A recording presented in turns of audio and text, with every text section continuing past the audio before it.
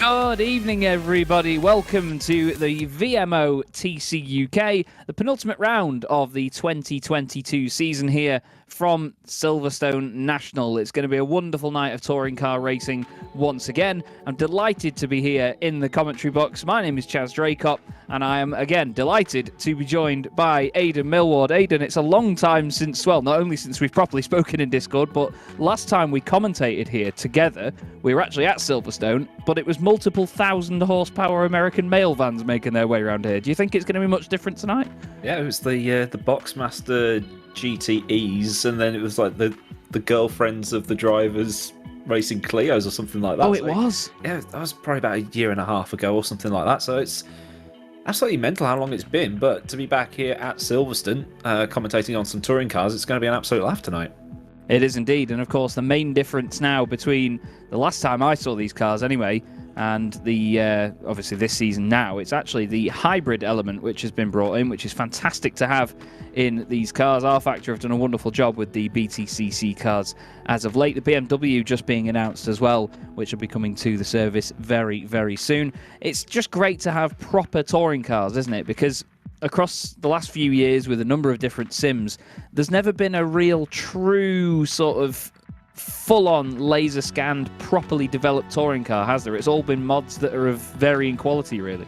Yeah, I think now with R Factor 2 getting the official BTCC content, and just as a fun stat, it's 25 years since the original TOCA game on the PlayStation, so anybody watching that's now feeling old, I do apologise, but I mean, I played that. You must have played that at some point. I know I definitely played TOCA 2 and things like that, but to have proper BTCC touring cars in a sim as, okay, it's debatable what's realistic and what's not. I mean, I've never driven one, so I can't comment on how realistic they are, but we've got proper licensed BTCC cars in a sim, and everybody I know who's driven them has said, these things are amazing, how can we watch? And it's just not, it's one of those things that we're just keeping in Britain that we're not letting out there. Like V8 supercars are shown around the world, NASCAR shown around the world, DTM was shown around the world when it was the older cars, but BTCC is still very much a British thing. So getting out there, maybe one day it will become what it was in the 90s again.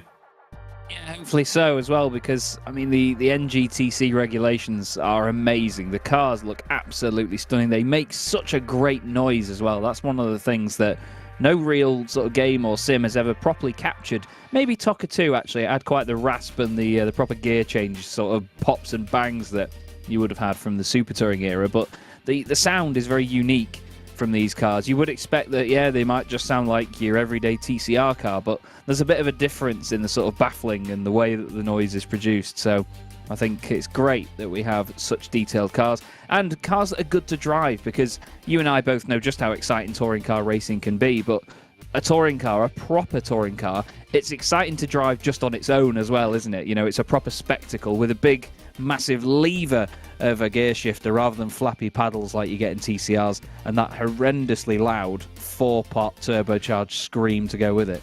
Yeah, I mean, we were probably 2 years ago now, we were racing together at this track in this league. So very true. We'd watch them on the TV, every other Sunday. We'd race them in this, and now we're talking about them. So I think we've pretty much completed the set, haven't we, with these cars? So, and don't let these this bit of stock footage fool you. It is wet out there. The weather is very much autumnal Britain right now. I mean, I'm about 70 miles north of Silverstone, so it's been wet here. It's been absolutely sodden out there over the course of today, so we could expect 3 races all completely wet, which might actually be a first for this series. And it's been great to watch as well. We were having a quick look earlier on at practice, and you get the standing water, the rain effects and the reflections, and I mean, look at the state of it here. It's absolutely vile, but you can see now the drivers are lining up on the grid for the first race of the night. This is going to be, if I do my maths correctly, this is going to be round 25 of the championship. This 30-round championship that replicates the British Touring Car Championship oh so well. We've got the BMWs, the Infinities. We've even got some Subaru Levorgs and the Ford Focuses as well. There is one of the Focuses right near the front of the grid.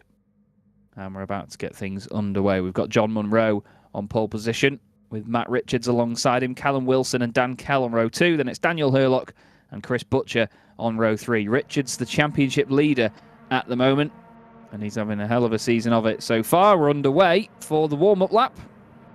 Get everybody, hopefully, some sort of temperature in their tyres. Here's that grid again, then we'll recap it. John Munro, pole position, alongside Matt Richards, Ford and BMW. Callum Wilson in third, alongside Dan Kell on row 2. Then we have Daniel Hurlock and Chris Butcher on row 3. Jakub Kowalski is alongside Ross McGregor on row 4. We both had a similar reaction before when we saw Ross was on the grid. It's great to see him back.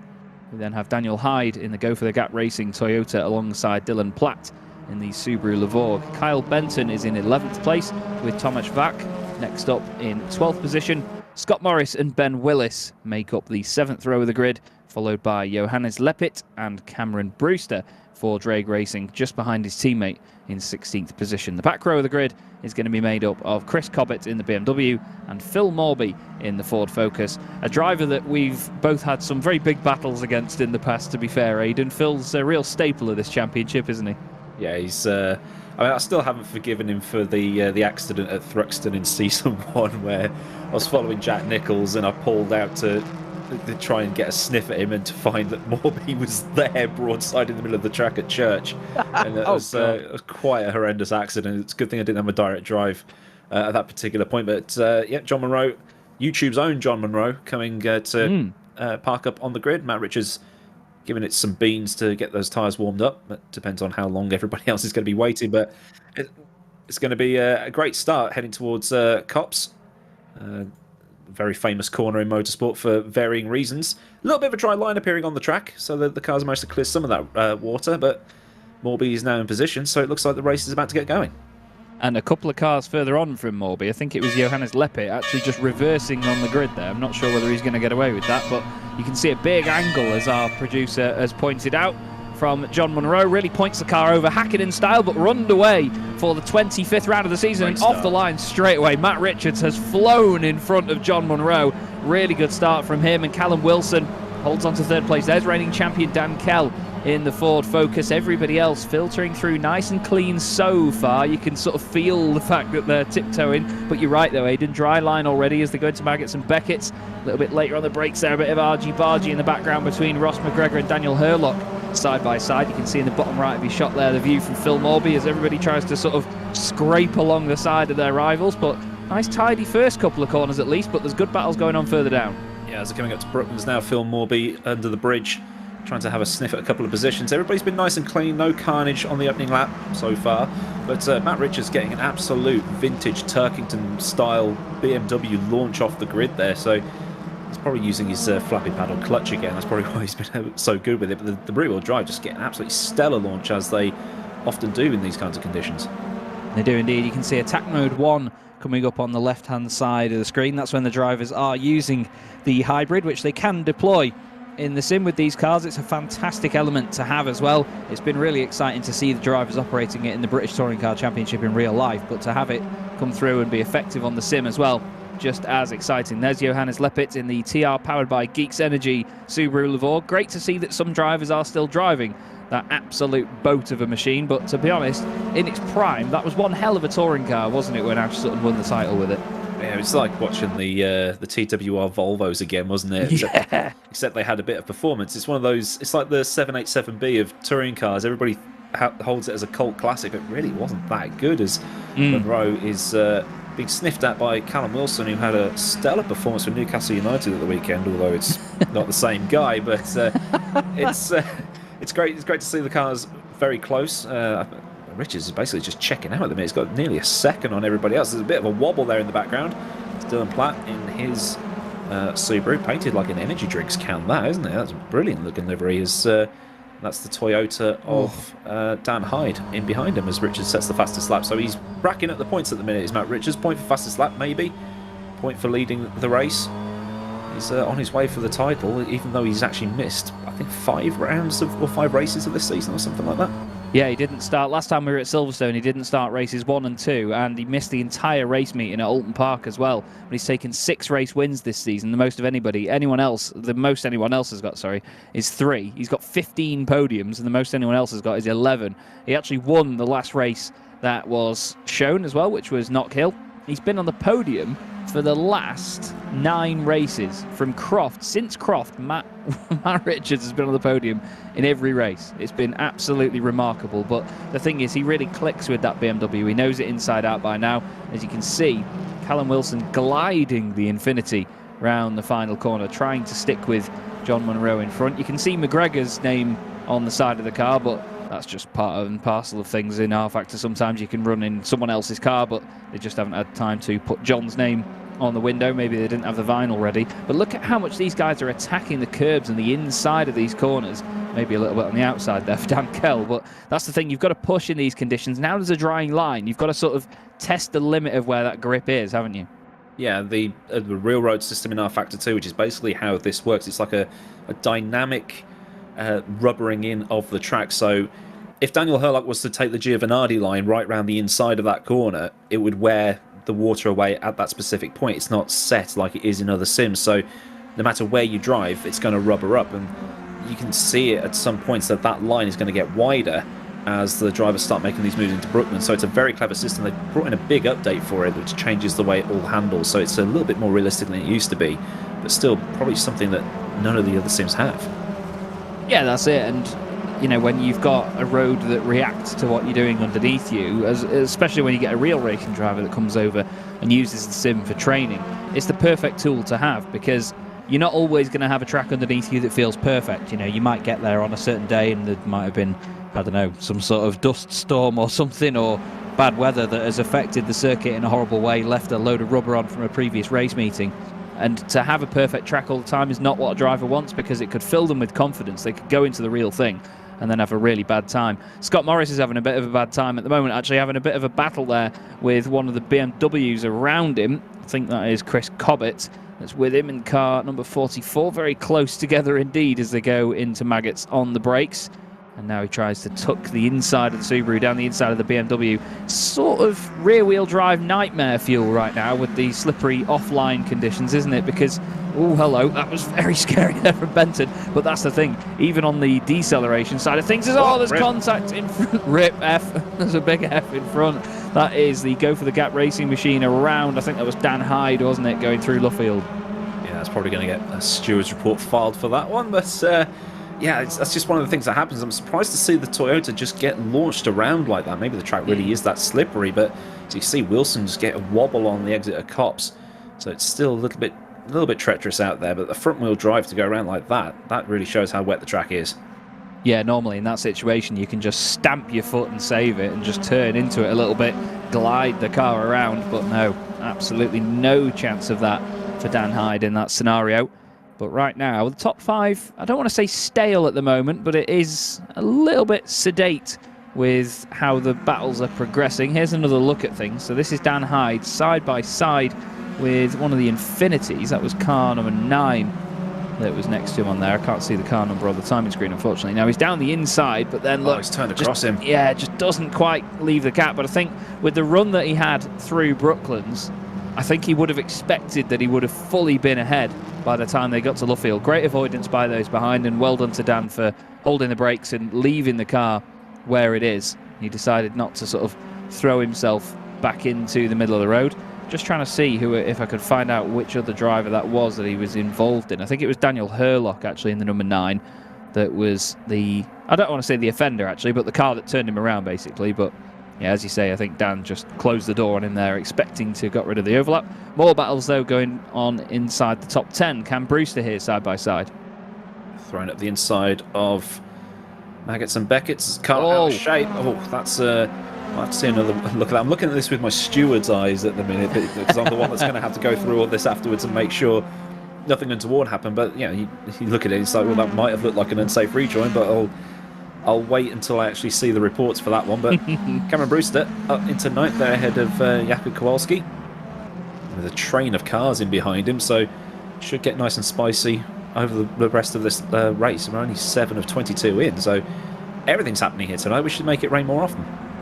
Yeah, apologies. I did say it was Daniel Herlock before, but on the timing screen he came up as car number 9, but it was actually Jakub Kowalski that was involved with Dan Hyde. So apologies to Daniel. But right now, we have a few cars getting more and more glued together in the middle here. Phil Morby started from the back of the grid, and that's a very cursed car branding logo down the side of it, to be honest with you. It's a mix of Toyota and Ford. But Morby's always had these sort of striking liveries on his cars, hasn't he? It's been like dazzle camouflage to everybody around him. I think the story goes is that he wanted to drive the Toyota, but he also wanted to drive the Ford and couldn't decide which one he wanted to drive, so he's gone. he's taken the Focus again, but painted it somewhat akin to the old BAR livery from 1999 with the... Just needs a zip down the middle, and that's sorted as he's under attack here from car number 85. That's Ben Willis. Willis cuts the corner. Nicely on the apex of Brooklands, a car off on the outside. Kowalski. Morby's coming back again, trying not to hit him. Oh, a little bit of contact, but the Infinity still survives. For some reason, when I'm doing the students reports, that turns up as a BMW. I'm not sure how that keeps happening, but Ben Willis has managed to make that work. Yeah, only just as well. He left minimal room down the inside to Phil Morby, but it was very close, lovely touring car racing. But it's great to see that they can have those tiny moments of contact and still get away with it. This is Jakub Kowalski for the Wilsman Racing Machine. Himself. Yeah, he just gets off that dry line, doesn't he, on the way in? Dips that right rear around. Actually, that's a very good shout. Well, he's been around twice already.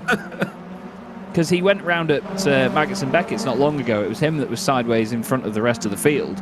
So maybe he has made an interesting call there. As we look here at Daniel Herlock, there is the actual Daniel Herlock, car number 87 for RSR. And ahead of him is Chris Butcher trying to make progress forward. Chris, of course, a driver that's always one of the front runners in this championship. But right now, he's stuck behind the actual Ross McGregor in the Ford Focus. Yeah, it's the performance has teetered off a bit for Butchie at the minute, the winner of Season 1 in 2020. But he's just not seemed to be near the front lately. Been involved in a couple of accidents, not of his own making, a couple of tracks this season. But yeah, it's usually he's fighting for the win, but right now he's stuck behind Ross McGregor as we look back from the Scotsman. And it looks like Butcher might come under attack from Daniel Herlock in behind as well. So then again, he is carrying a bit of ballast. The cars are carrying ballast depending on where they are in the championship, so that might be holding him back a bit. So in race 2, he'll shed a bit of that, carry a little bit less, then who knows, maybe he will be at the front again. But some drivers just have off days. Whoa, almost went round. And again, is he on dry tyres as well? Well, it's yellow sidewall tyres. So that's the mediums, as Paul de Resta would say. They're brave, these boys, aren't they, if they genuinely are. But yeah, Chris Butcher, he's got 2 race wins and 11 podiums this season. It looks like Herlock's on those tyres, and indeed, behind him as well, you've got Platt on those tyres too. So it really shows you that, you know, these drivers, they had the confidence that it was going to dry out. I mean, compared to what we saw in practice earlier, it is basically a stone dry circuit now in comparison, as Butcher now on the right-hand side of McGregor. McGregor leaves him the space. Dan Kell has actually sort of backed up into these pair now. Butcher gets out of it into Maggots and Beckett's, tries to keep it nice and tidy. It's Dylan Platt that has gone through and overtaken Herlock, but look at the car getting out of shape on the power on the exit, and Butcher's got alongside McGregor now, but while he's on the inside here for Brooklands, Aidan, that's going to put him on the outside for Luffield. This could be a bit of a freebie potentially for Dylan Platt if he gets close enough. Oh, that was nearly contact there. There still might be. There is. Still rubbing. I think he was trying the full John Cleland, Steve Soper from 1992 here with the almost vaulting it on 2 wheels there. But this is the thing with those particular corners, you know, Brooklands, Luffield. There's like 400 different lines you can take through there, so the racing's always brilliant. And there's not that many circuits left where you can do that. Usually it's just one line and that's it, and the racing suffers as people trying to go side by side through cops. Luckily, no 55G impact attempted murders today, as he hit the sawtooths on the exit. They just bottom the car out and spear you off. Shouldn't have a track limits warning for that with the new system involved, so you have to basically give up time if you know you're going off. So it's a little bit more lenient than it was before with the set black and white. You went off track. Here's a warning. As up ahead, that's Callum Wilson attempting a move on John Munro. Down the inside, John Gibbs in the room as well. Brake discs glowing as he makes his way through Brooklands and lovely stuff. Oh, straight off. That was Dan Kell losing positions, and Butcher's got 2 out of that. He's got up into 4th place, so he's got ahead of McGregor. And considering that Chris Butcher, after the little battle that he had before, losing out to Platt and then Herlock, then he mugged the pair of them at Copse. He's now then mugged the 2 Zancho cars as well, and Butcher moves himself up into 4th place, and he's going to be hoping that the guys behind continue to battle. There was a bit of contact there as well.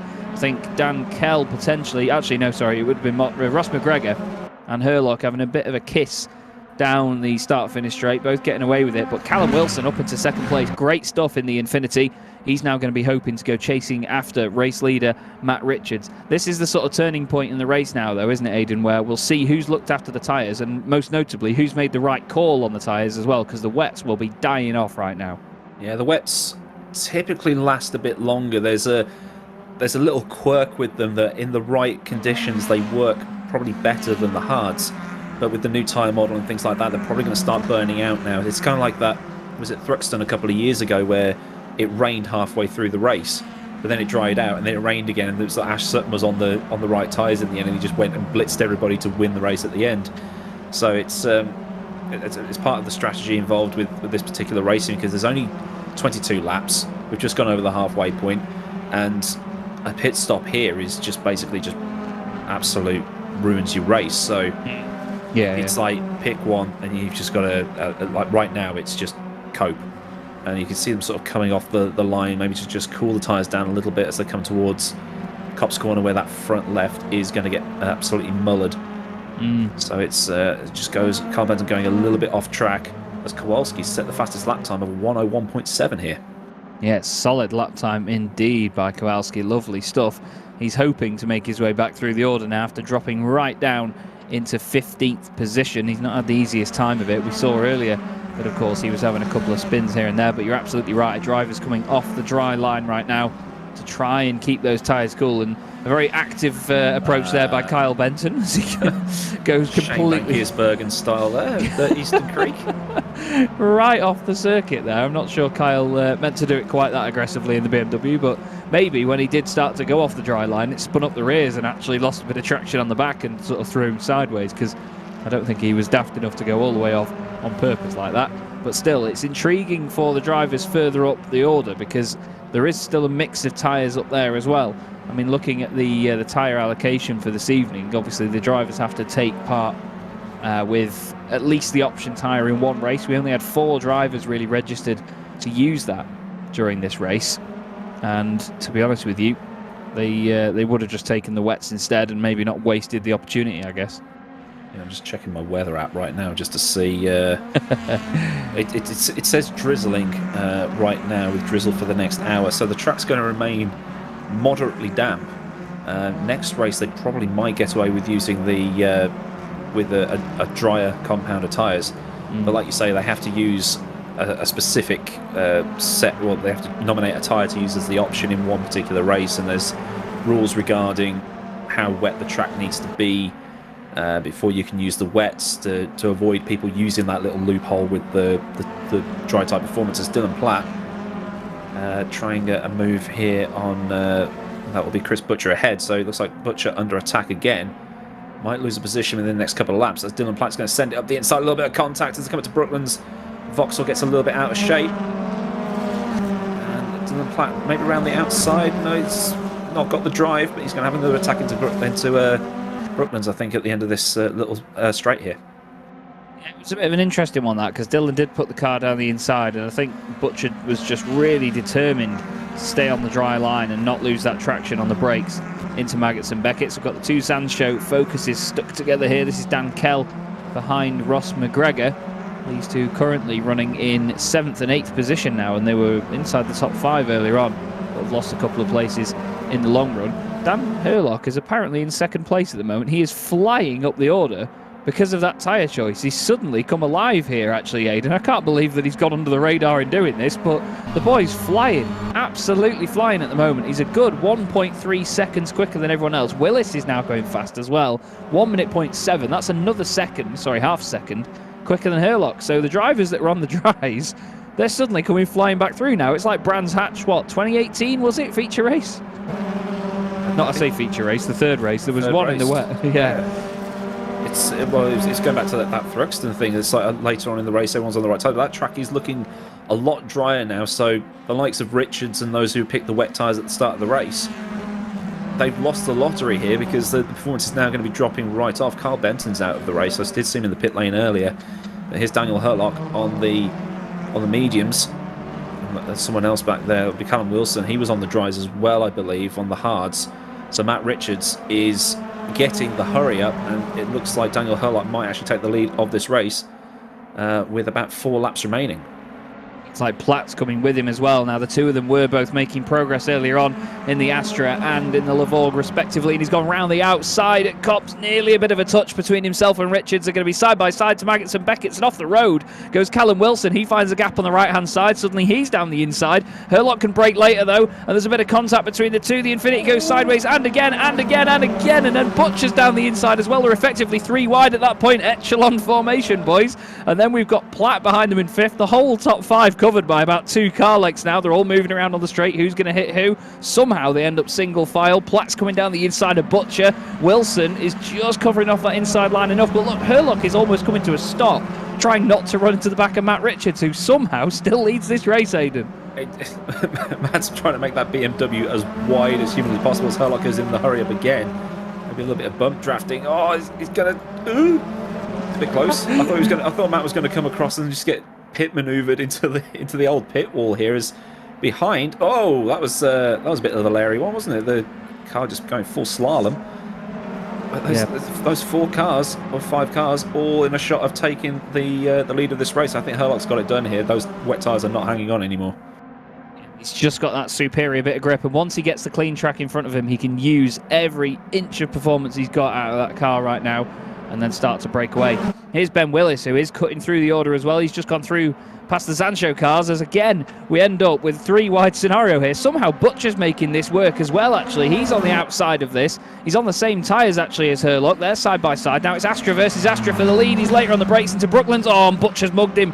Butcher's absolutely mugged him with a cutback there. Hurlock's been his own worst enemy into Luffield as well, into the side of him there. Callum Wilson gives him a bit of a kiss as Hurlock now stays on the inside line. But somehow, we were saying before that Chris Butcher's not quite having the performance we expected. Well, he's made this work, hasn't he? And look at Platt going past Richards. It's like a different car, completely different class.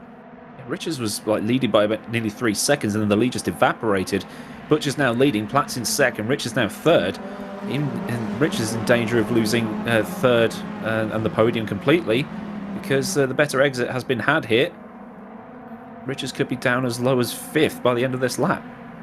He could indeed. Hurlock looking really good right now, but like I say, he was his own worst enemy into Brooklands last time round. He was the one that was spearheading the run from all of the dry tyre sort of wearing cars, and then he's overdone it a little bit at the prospect of Chris Butcher taking the win away from him. There's only 2 laps to go after this, and suddenly the battle between Richards and Callum Wilson has just sort of been reignited again, but it's not for the race lead as we expected it to be earlier on. It's for 4th position between these pair right now, as the other 3 with the dry tyres on disappear up the road. Let's keep our eye out for where Ben Willis ends up as well.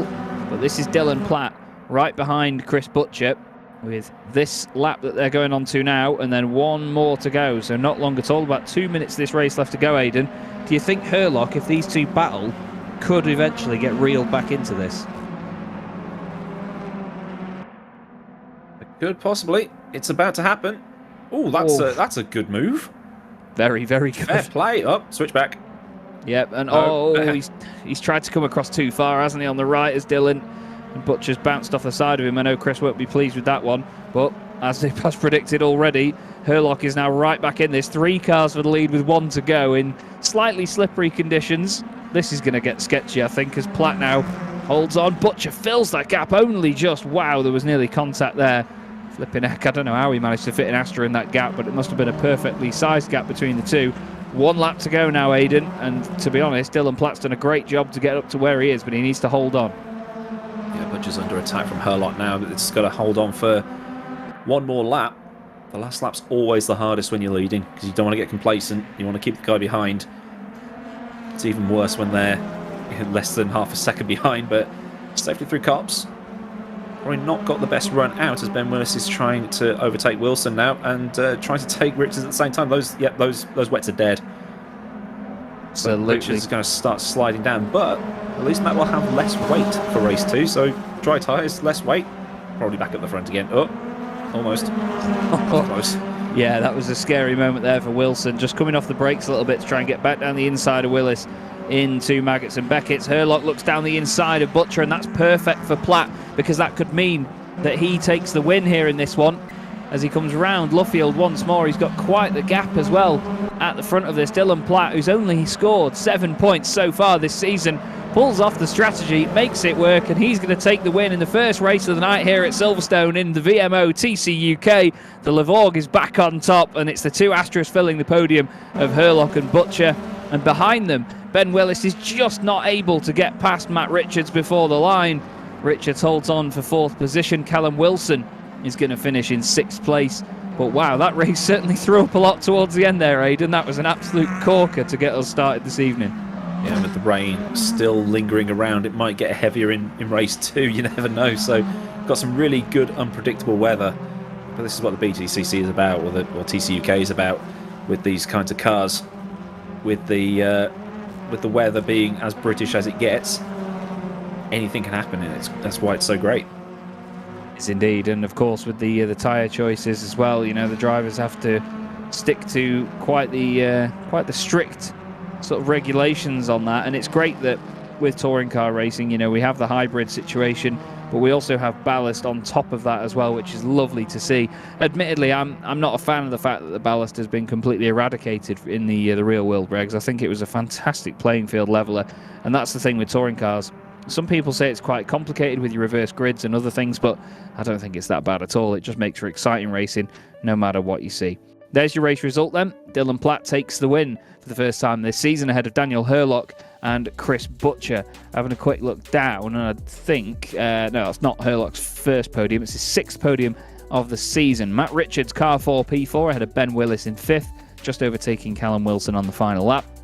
Then we had the two Zancho Simsport Ford Focuses of Ross McGregor and Dan Kell. Following them was Tomasz Vak in the number 66 RSR machine, and John Munro rounds out the top 10. And don't forget, he started that race on pole position as well, went completely backwards in that one. Cam Brewster finishes 11th ahead of the two teammates Scott Morris and Johannes Leppit. Then we have Phil Morby moving from the back of the grid up to car 14, P14. Jakub Kowalski did not recover much further after getting to 15th place. Then Dan Hyde and Chris Cobbett were the last finishers. And unfortunately, Chris's teammate at Vulcan Motors Racing, Kyle Benton, not finishing the race. But still, great prospects for the following two races of the night, rounds 26 and 27 to come though, Aidan. And to be honest, I'm kind of hoping that the rain does come back again, because it just makes for such excitement and great unpredictability, doesn't it? Yeah, it does. It's like I say, that's what makes the BTCC the BTCC. It's the weather, the cars.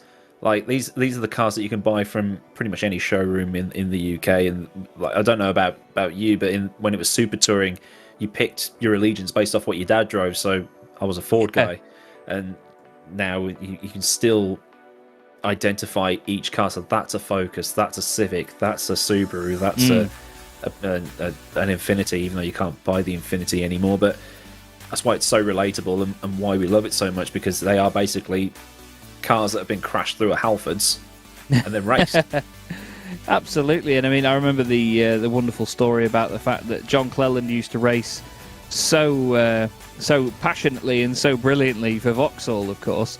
But then he owned a Volvo dealership. So when the 850 came out, he says business went through the roof, because people would come in and say, "Is that the car that was racing on the weekend?" And he couldn't sort of turn and say, "Well, no," but because it was, even when it was the estate. So, you know, it really helped the car, and the whole sort of sales performance went through the roof. But still, again, you're absolutely spot on, mate. They are very relatable machines and really enjoyable to watch as race cars. We're going to take a quick 10-minute break here on the VMO TCUK stream, just while we get the next race all prepared and everyone ready to go for one more time this evening.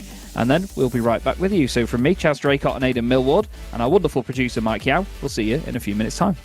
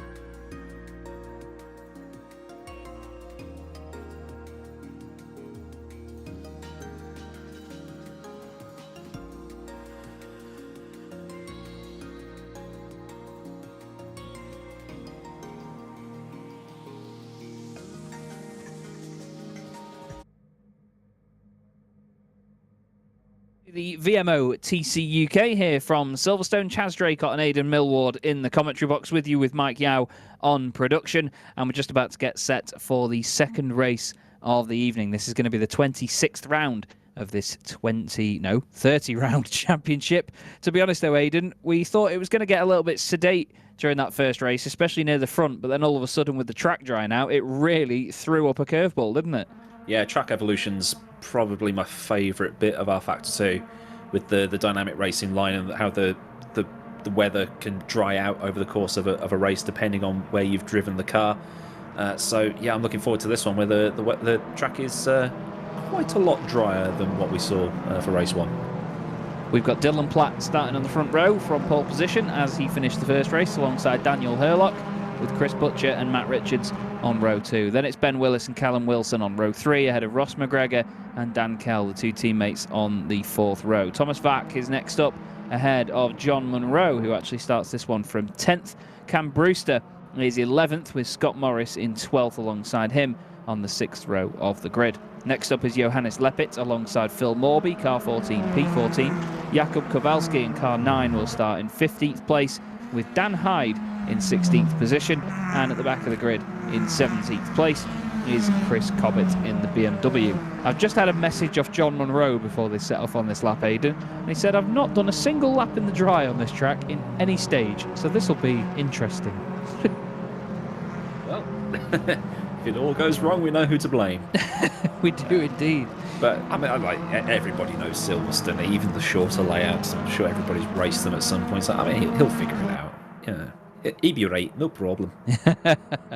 He will indeed. I was once told, actually, I was commentating on a British Supercarts event around here at Silverstone National in the real world, and apparently in the 1997 British Grand Prix, they were supported by the Supercarts. One of them went round Copse faster than Villeneuve did in his Williams, which scares the living daylights out of me. Yeah, Copse was a lot tighter back then, so they actually had to brake and shift into it. It was like a 4th gear corner at that point, but yeah, race about to start. Can't wait for this one.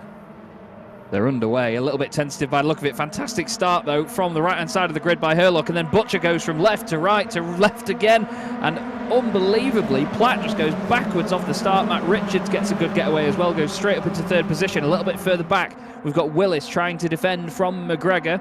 That is for his 5th position and 6th position. They're side by side as they're going to Maggots and Beckett's. McGregor down the inside in the Zanshow Ford. He's just trying to hope that Willis runs a little bit wide there in the Infinity. Looked like there was a car running quite wide on the exit there. Now, let's not forget they have hybrid availability in the very first lap of this race as well. We don't have to wait for it to be activated like you do in the real world BTCC. So straight away they can attack, as is the mode on the car. But a bit of argy-bargy going on here, but again, a tidy first lap so far. I had to say it, there's a car off in the background, Aidan, one of the Astras. Yeah, a little bit of door rubbing. I mean, like, again, watching this with my steward's eyeballs as well as my commentator's eyeballs, it's hard to separate, you know, work from fun here. But we've got Matt Richards making a look into the outside of turn 1 here. Can he absolutely mug Chris Butcher around the outside? It's going to be a great move if he can pull it off. A little bit of argy-bargy by the look of it, runs in wide. He's going to move over, is he? Oh, the kissing wing mirrors as they come down to Beckett's. That BMW's got some great poke, though, in the long run, hasn't it? He's actually alongside Hurlock, around the outside into Maggots and Beckett's. Oh, Butcher down the inside. That's lovely stuff. 3 wide on the exit, Aidan. Now it's a big drag race. I think Richards might have the better run here, having the longer run around the outside to build up the power. He's going to have the inside for Brooklands. Matt Richards could be back in front of this motor race. And he definitely is. So he should be able to get the virtual pedal to the virtual metal and start to pull away in the way that he hoped he would have done in race 1. But like I was saying earlier, a bit of door rubbing. It's to be expected in these cars. If it gets a bit too aggressive, then you're going to start issuing warnings and things like that. But still, driving standards have been absolutely brilliant today. Yeah, they've been really good so far, nice and tidy, especially on such a sort of short, quick-fire circuit as this as well. You expect, because we have so many laps, that the drivers take that into consideration and think, maybe I'm going to send it a little bit here in the opening stages. But no, not quite the case this time around. Chris Butcher, 2nd place right now, but you can already see that gap opening up to Matt Richards in front of him, Hurlock 3rd, then it's Platt and Willis in 4th and 5th. Behind them we have McGregor, Kell, Munro, Wilson and Brewster rounding out the top 10. And to be honest, there's not a massive amount of battling going on right now in the top 5. They're just sort of eyeing each other up as well. Butcher eyes up the handbrake there, gets very sideways with the rear end through Brooklands, and that shows you that there's still a little bit of slippery surface just slightly offline through there, so they still have to be a little bit tentative, don't they? Yeah, I think it is actually still just very, very light rain out there. The R Factor 2's removed the wet percentage indicator that you get, like percentage wet online, percentage wet offline. So now you have to do it by feel like you would do in the real world, which is, again, one of my favourite updates that's come recently, because anything that messes with esport teams' spreadsheets is a win. So they're basically driving with feel, so it really is about the driver's skill right now, as well as setups and things like it. With these sims, you can mess around with the setup and break the system in a little way. But Matt Richards starting to pull away. He's got nearly a second on Butcher. Butcher basically having a trolley train at the minute with everybody else in behind him, so he might be coming under attack once again. But still had some brilliant racing, and hopefully it continues for all 3 races.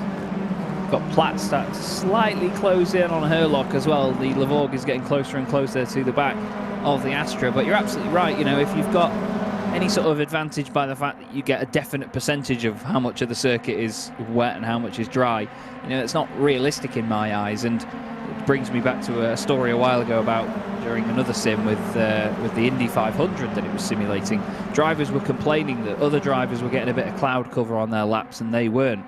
But that's just the weather. You can't control the weather. They were demanding fixed weather, so everybody got exactly the same temperature on track at all times, and it didn't change. But you can't do that in the real world, so why, if you want to replicate it that well, don't do it in the sim either. I think it's great that we have the cloud cover and everything. It changes realistically now. We've got gorgeous day-night cycles. We've got weather that gets progressively worse. It doesn't just suddenly switch on and rain. The circuit doesn't suddenly dry out. It's all progressive and very realistic, and I think, to be honest, some people like the fact that sometimes you can mess with that and get exact figures and have everything right all the time. But for me, I'd rather it be a bigger challenge to these drivers, and in a bit of a sadistic way, maybe watch them struggle a little bit. Well, saying that, Butcher had quite the snap going through Brooklands there, and almost messed up Luffield as well. So maybe feeling a little bit of the pressure from Herlock and Platt there, but they're going to maybe put in an attack very soon. It looks like that Platt's trying to have a sniff into Maggots and Beckers. Behind them, the Zancho's trying to mug one of the drag racing cars. But we're still watching this little battle here. As you can see, the Lavorg just sniffing and slithering, trying to get something. Maybe see one hell of a send into Brooklands on this lap.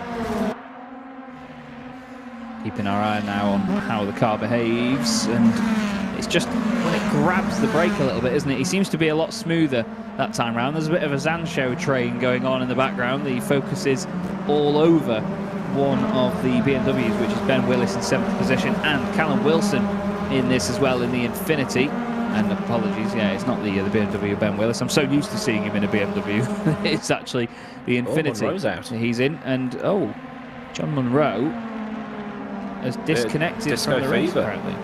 Oh heck. Well, that's what we say is like a simulated engine failure technically, isn't it really? And it's such a shame for John. Such a shame. And this is the thing, it can often come out of the blue, can't it? Absolutely out of the blue, out of nowhere. But so can an engine failure, I guess. Yeah, it's he's not had the best of luck this season. Theoretically, it's one of his 2 3 home races of the season. The 2 Silverstone rounds, because he lives in the Toaster area. That's not how you overtake. It's the other sim you use to do the grass mowing. Yes. And that probably need to get another look at that one. But yeah, the Knockhill and the 2 Silverstone rounds being his home races, so it's not great for him that he's having these issues. But like you say, some drivers have bad luck all season. I think Nico Rosberg 2015 just couldn't catch a break that season, just absolutely dominated. So he's probably having just one of those seasons really, as Herlock tries to avoid upsetting the track limit gods there. But soaking up pressure well. Sorry. Yeah, it looks like it has. Yeah, he's just put in the Discord as well that he's been disconnected. It's not like his internet's gone or anything, but he's apparently been sort of thrown out of the server by a connection issue, unfortunately. So hopefully that doesn't affect anything further. But I'm afraid it's just racing at this point, and that's esports as well. It's what happens is behind there, Platt and McGregor side by side. Platt throws the Subaru down the inside. Very, very close indeed. You mentioned the toaster area earlier, actually, Aidan. I just call it the kitchen, to be honest with you, but I do spend a lot of time there. But yeah, we've got another great display here of cars that are very different. We've got rear-wheel drive long boy versus sort of short front-wheel drive chunky boy fighting each other as the two Infinities swap position. That is Cam Brewster going past Ben Willis, is it not? Yeah, it definitely is. See the very realistic writing on the windows there, using the exact same font. So Helvetica for the name, and then Impact for the numbers, as is used in real life. So you can identify your favourite driver, which is probably one of the great bits about touring car racing. It just needs that fluorescent strip now for the pit stop. Yes, it does. As Cobbett is in the pit lane and has been there for some time, so must have picked up a bit of damage. Getting that fixed, or maybe he's picked the wrong tyres and he's just thinking, oh, better get rid of those before someone throws me out of the race. But Dylan Platt in that the Butcher train, or all aboard the Butcher bus, I guess, if Trolley train, Butcher bus. So they're going to start trying to want to get past him, but he's making that Astra pretty wide at the minute. If Platt gets to the front, it'd be the Platt parade, wouldn't it? Yeah.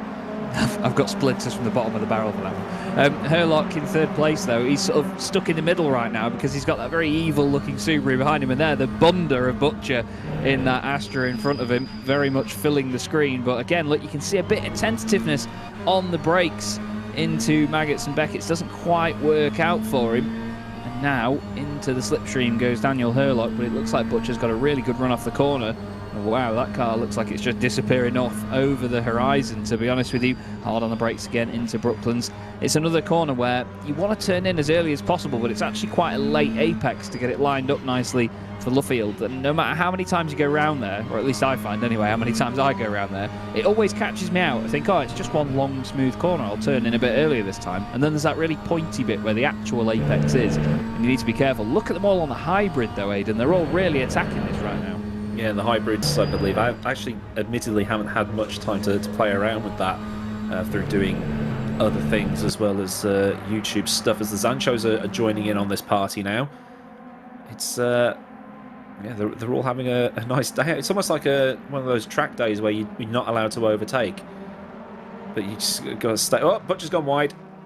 And that's going to not put him in good stead for this run down the Wellington straight towards Brooklands, as Richard's just enjoying himself up front at the minute. Yeah, he's opened up that gap now and started to disappear away from everybody as this battle starts to erupt behind. But Herlock needs to be careful now, because if he starts making moves on Butcher, Platt will take the advantage straight away, and he's going to try and come through. But then Platt needs to be careful of McGregor. McGregor needs to be careful of his teammate Dan Kell, but he's going to be grateful for the fact that it's his teammate behind him and not just some foreign team driver sitting there all over the back of him, waiting to take advantage. At least he's got a bit of a rear gunner there in Dan Kell. But Chris Butcher's having to work very hard indeed to keep fellow Astra driver Herlock behind him. And Herlock needs to wait and pick his moment. You can see cars a lap down there ahead of Matt Richards, who's barely in the shot at the moment because he's that far ahead. And the Infinities are starting to queue up behind the Fords now as well. It's actually quite neat and tidy in terms of manufacturers, because we've got the Astras leading the Subaru, the Fords leading the Infinities, and then at the back of it, spoiling the symmetry, we've got Phil Morby in the very garish blue and red machine trying to get involved as well. It's like Noah's Ark at the minute, going 2x2 onto the boat.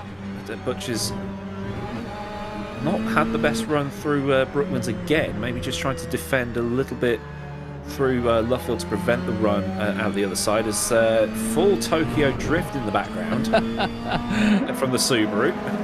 That was Dylan Platt. That was beautiful. That was well great. held. I know, that was mad sideways from Dylan Platt, but it sort of started to glide into it, and it looked like one of those moments where the car breaks away so slowly that you don't notice at first, and you think, you know, I'll put my foot in a little bit and, you know, just get the rear end around a bit. But it just kept going and going and going, and then it got to a point he held it, and then suddenly it looked like he got a really good punch out of the corner as the traction was suddenly laid down into the road. So hats off to Dylan Platt. He really, really sorted that out nicely, but he started to lose a little bit of ground there as he actually comes out of Maggots. And, well, to be honest, we've got Herlock all over the back of Butcher again, but I must say, he's not really proactively defending like mad here, Chris Butcher, but he's just putting the car in the right place at the right time. He may not be as quick as the guys behind, clearly, but he's doing the right job, isn't he? And he's still sat there and staying ahead of them, and that's the main thing. He's fast enough in the right spots. Yeah. Which, covering off Brooklands and Luffield is probably where he's going to get nailed on the exit or whatever. So he's keeping it nice and tidy, not defending too overly aggressively as we've seen at other rounds this season. And just for reference, that lapped car we saw, that's Cobbett, who's been in the pit lane. He also picked up a penalty, which I assume was for speeding in the pit lane because he got it just as he was coming out. So it's not been a good race for Cobbett, but with 15 cars in the race, he's guaranteed to score at least 1 point for finishing. So it's not all bad, but Butcher is losing a lot of time. That gap is now 3.5 to Richards up front as Brewster and Wilson fighting into Brooklands here. Infinity Nothing's going to work out here, but still Chris Butcher. That gap now 4 seconds, so he's losing about half a second or so. So Butcher's not having a good time out there, as there looks to be a move happening between Platt and Herlock. Yeah, Platt just got his nose down the inside, but Herlock carried the speed around the outside of Woodcote and managed to stay just in front of him. Just about getting rid of the overlap, but Platt's trying it again, and now the Zanshow focuses are ganging up on him as well. McGregor goes through on the left-hand side before they even get into Beckett's. He's hard on the brakes. He's got the Subaru bashing into the back of that Ford, but he's through really good opportunistic stuff by Ross McGregor. Goes up into 4th place, and now he's going to try and make a move on these 2 Astras ahead of him. He's thinking, right, you've had long enough now, Dylan, to try and get this done, mate. Watch this. This is how you do it. And really watch this. Whoa. Throws it down the inside of Herlock. It wasn't too late to annoy anybody, really, but that was a very sudden move, and he's done it. Oh, no, but he's come back across the front of Herlock. Herlock slides the Astra down the inside. That's a penalty. That's a bump and run. He just had that tiny little touch, didn't he, that unsettled him there, but now all of a sudden he finds himself back in it. Dan Kell's boxed in on the inside. Callum Wilson's there trying to go around the outside. Do they all know they're 3 wide? Callum's got to back out of it, get back on the circuit. Suddenly the Zanshow cars are side by side. Kell's on the inside of McGregor. They nearly lean on each other. And wow, somehow they've, well, not quite sorted it all out, because Wilson and Platt are now slapping into the side of each other. Meanwhile, Chris Butcher's probably breathed a hefty sigh of relief because all of that's just giving him a little bit more. But even then, that gap is still going up by about half a second per lap. So Butcher's not having a good time out there. He's managed to pull just a little bit, maybe about half a second, as McGregor's now ahead of Herlock for round 2 into Brooklands. But I think that's Herlock. It's been done by both the focuses. Don't make any more contact. Oh, there was. I could just hear the sigh of, oh God, I've got to sort this out. Only if it's reported, though. That's true. It's not reported. I'm not looking at it. There you go. You've heard it here first. Well, I'm sure they've all heard it before anyway, to be fair. But yeah, Cal and Herlock just bouncing off each other a little bit through Luffield. And now again, Dylan Platt late on the brakes, tries to go around the outside of Callum Wilson. Callum's got to leave him the space. And to be fair, Platt's done a pretty decent job not to go too far off the road. And oh no, that's Cam Brewster going off the road indeed to go through. Oh, Callum no. Wilson has to come over to the left. Platt just about gets into the back of him. Phil Morby's involved now behind the pair of them. Wow, how did they all still make it into Beckett's there, Aidan? That was a bit of a miracle. No clue, as McGregor and Keller swap places. I don't know if there was a bit of team orders going on there. But it looks like Kell can now attack Butcher. 9/10 of a second between the two of them, as there's a lock up there for McGregor. You can identify the 2 Zanshow drivers, not just from the numbers on the car, but also the fact that Dan's got the red, which is probably the same colour as his Ford Sierra that he races in real life on the sort of front splitter, and then Ross has got or John Ross, whichever one it is. I know they're driving the same car, but he's got more of a turquoisey, sky blue, cyany, paddling pooly type of colour on the bumper as well. So Paddling. just little details that Chaz didn't notice. Chaz doesn't notice, and you're the pro here. God. Oh, it's mere pixels. Yeah, please. Honestly, I'm leaning forward into the screen now to try and notice. This is a fantastic train of cars we've got going on here, though, behind it all. We've got McGregor, Brewster, Herlock, Wilson, Platt, and then Morby. And then even behind Morby as well, we've got Ben Willis. Johannes Lepit's just moved up ahead of Jakub Kowalski. Everybody's fanning out and trying to get one over on each other down the straight as nearly contact between Wilson and Herlock, as down the inside of Platt has gone Morby. I think Platt might have overdone it on the tyres in the early stages here, Aidan, and killed them off because he suddenly got no pace compared to the rapid machine that he had underneath him before. Yeah, and just look at that. Kel's just mugged Butcher into Cop's corner. That gap just disintegrated. He's in front before the corner, so tyres destroyed probably on that Vauxhall. But all through the grid, there is something going on. This is the best part. Something's going on as Herlock is going to pick up a cheeky track limit infringement for that little run-off there. You're absolutely right there. There is always something going on in this sort of racing, and that's the beauty of it. You know, you've got different cars with different capabilities and positives and negatives about them. But you've also got the different tyre choices and drivers that manage them all in different ways as well, in changing conditions. There's so many variables. It's wonderful to see as Brewster throws it up the inside of McGregor in the focus there. There's a bit of contact between Morby and Wilson behind as well. Wilson got a lot of understeer on the way into the corner, just sort of drifted wide into the side, moving forward over the course of this race meeting. It's going to be great to see if he gets a reverse grid pole out of this, because it's anywhere, I believe, from 6th to 12th, is it not? It is correct. Can get reversed. So Morby's right in the thick of it there, so he'll get a decent position either way, unless it's only 6th or 7th at the moment, so chances are in his favour. Callum Wilson now onto lap 20, just watching Herlock behind try and stick with Brewster and McGregor, who are having a fantastic ding-dong, and now we've got lap traffic in the mix as well, as Chris Cobbett has started to be lapped by the top 3, as Herlock nearly into the back of McGregor. Brewster goes through and the train gets even longer. Yeah, the backman's helping Butcher, so Butcher might still hold on to 3rd. 2 seconds between him and Brewster at the minute, but yeah, Chris Cobbett's going to have to get out of the way. He will get the notifications of blue flags. It's actually quite rare that we do see lapped cars like this. He's not having fun, but he's still plugging on and finishing. Doesn't rage quit, so fair play to him for that.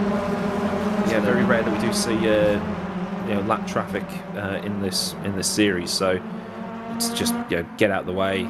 Don't interfere with anybody else. And at least it's happening at Silverstone rather than somewhere like Brands Hatch where there is nowhere to move over. Yeah, that's very true indeed. And yeah, you're absolutely right though. You know, with any sort of online racing series, if you are just circling around at the back on your own, it can get very frustrating, very lonely, and you think, oh, what's the point?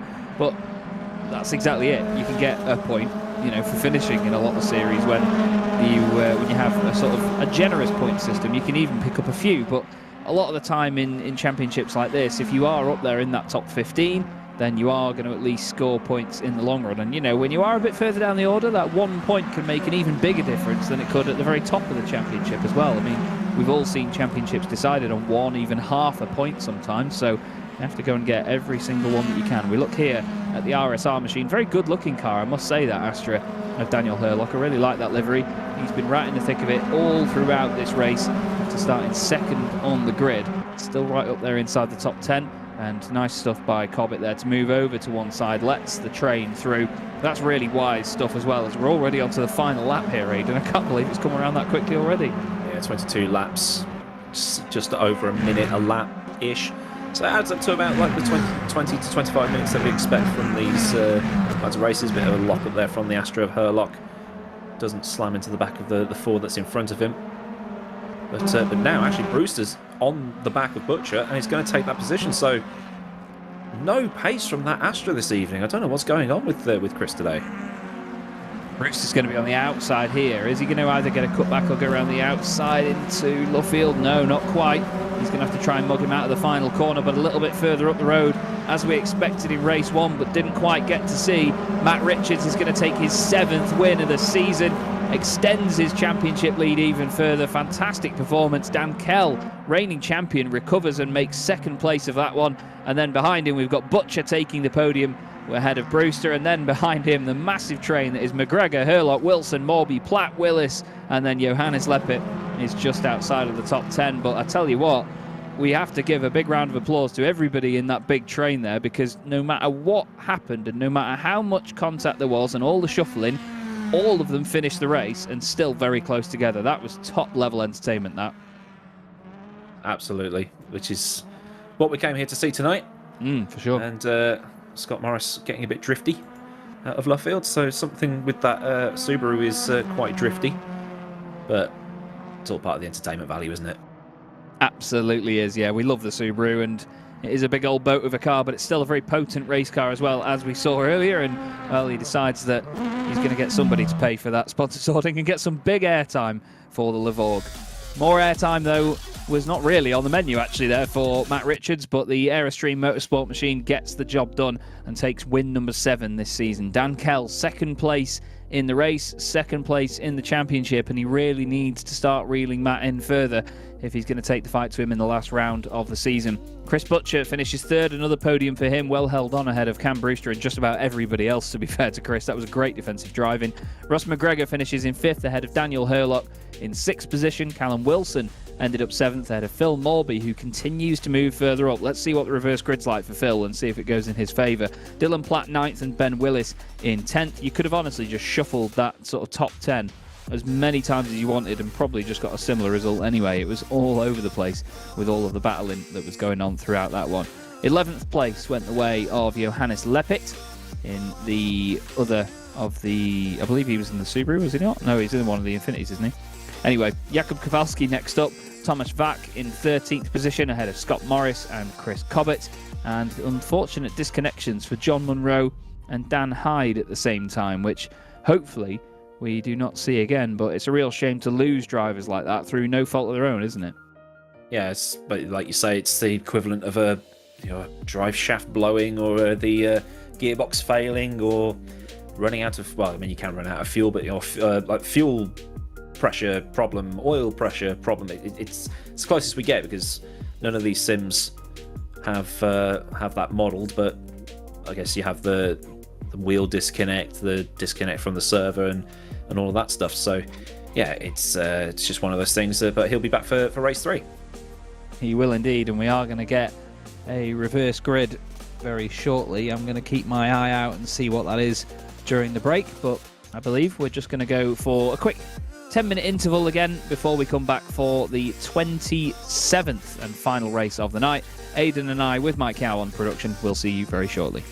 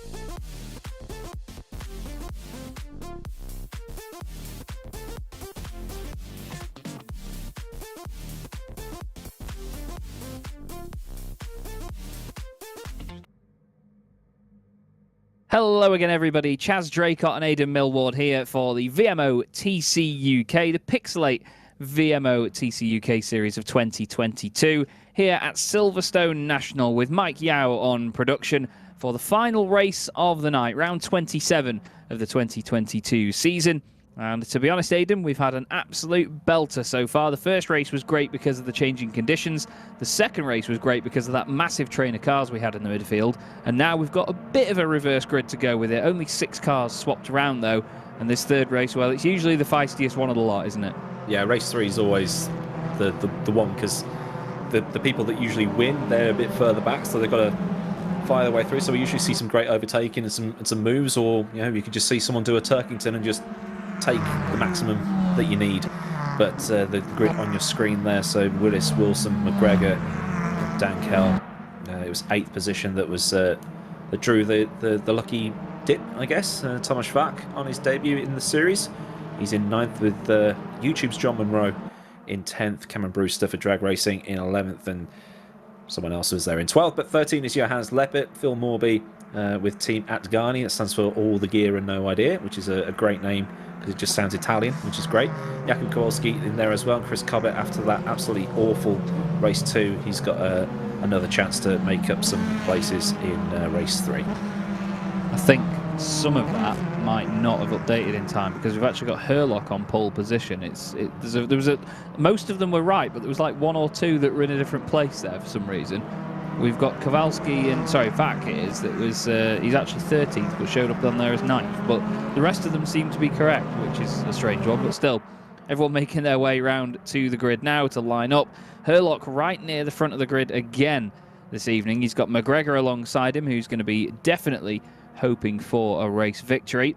So far this season, Ross McGregor hasn't taken a win, but he's had 5 podium appearances, 1 at Snetterton, 1 at Croft, 1 at Thruxton, and 2 of them here at Silverstone. So he's going to want 1 higher now to take the race victory outright. There is the view from John Monroe's car in the bottom right of your shot, and we're underway for the 27th round of the 2022 season, final race of the night, and it looks like a solid start by Herlock. He gets a really good launch and manages to stay in front in towards turn 1. There's Brewster around the outside of Matt Richards as well. Brewster didn't get the initial launch off the line, it seems, and Butcher's actually got ahead as into Beckett goes Ross McGregor down the inside, which becomes the outside. No, he's turned across the front of Herlock, and now Butcher's going to try and take advantage of this indeed. Can he find the gap in the middle? No, he goes to the gap around the outside. Everybody else seemingly keeping it nice and tidy. You can see Morby's car poking out there, but again, feisty stuff straight away, Aidan, but no one falling by the wayside. Yeah, like I said earlier, the driving standards tonight have been absolutely impeccable. Compared to other rounds we've had where we've had to have some words about people being too overly aggressive, but Ross McGregor is currently in the lead of this race. Dan Kell has just moved up into 3rd.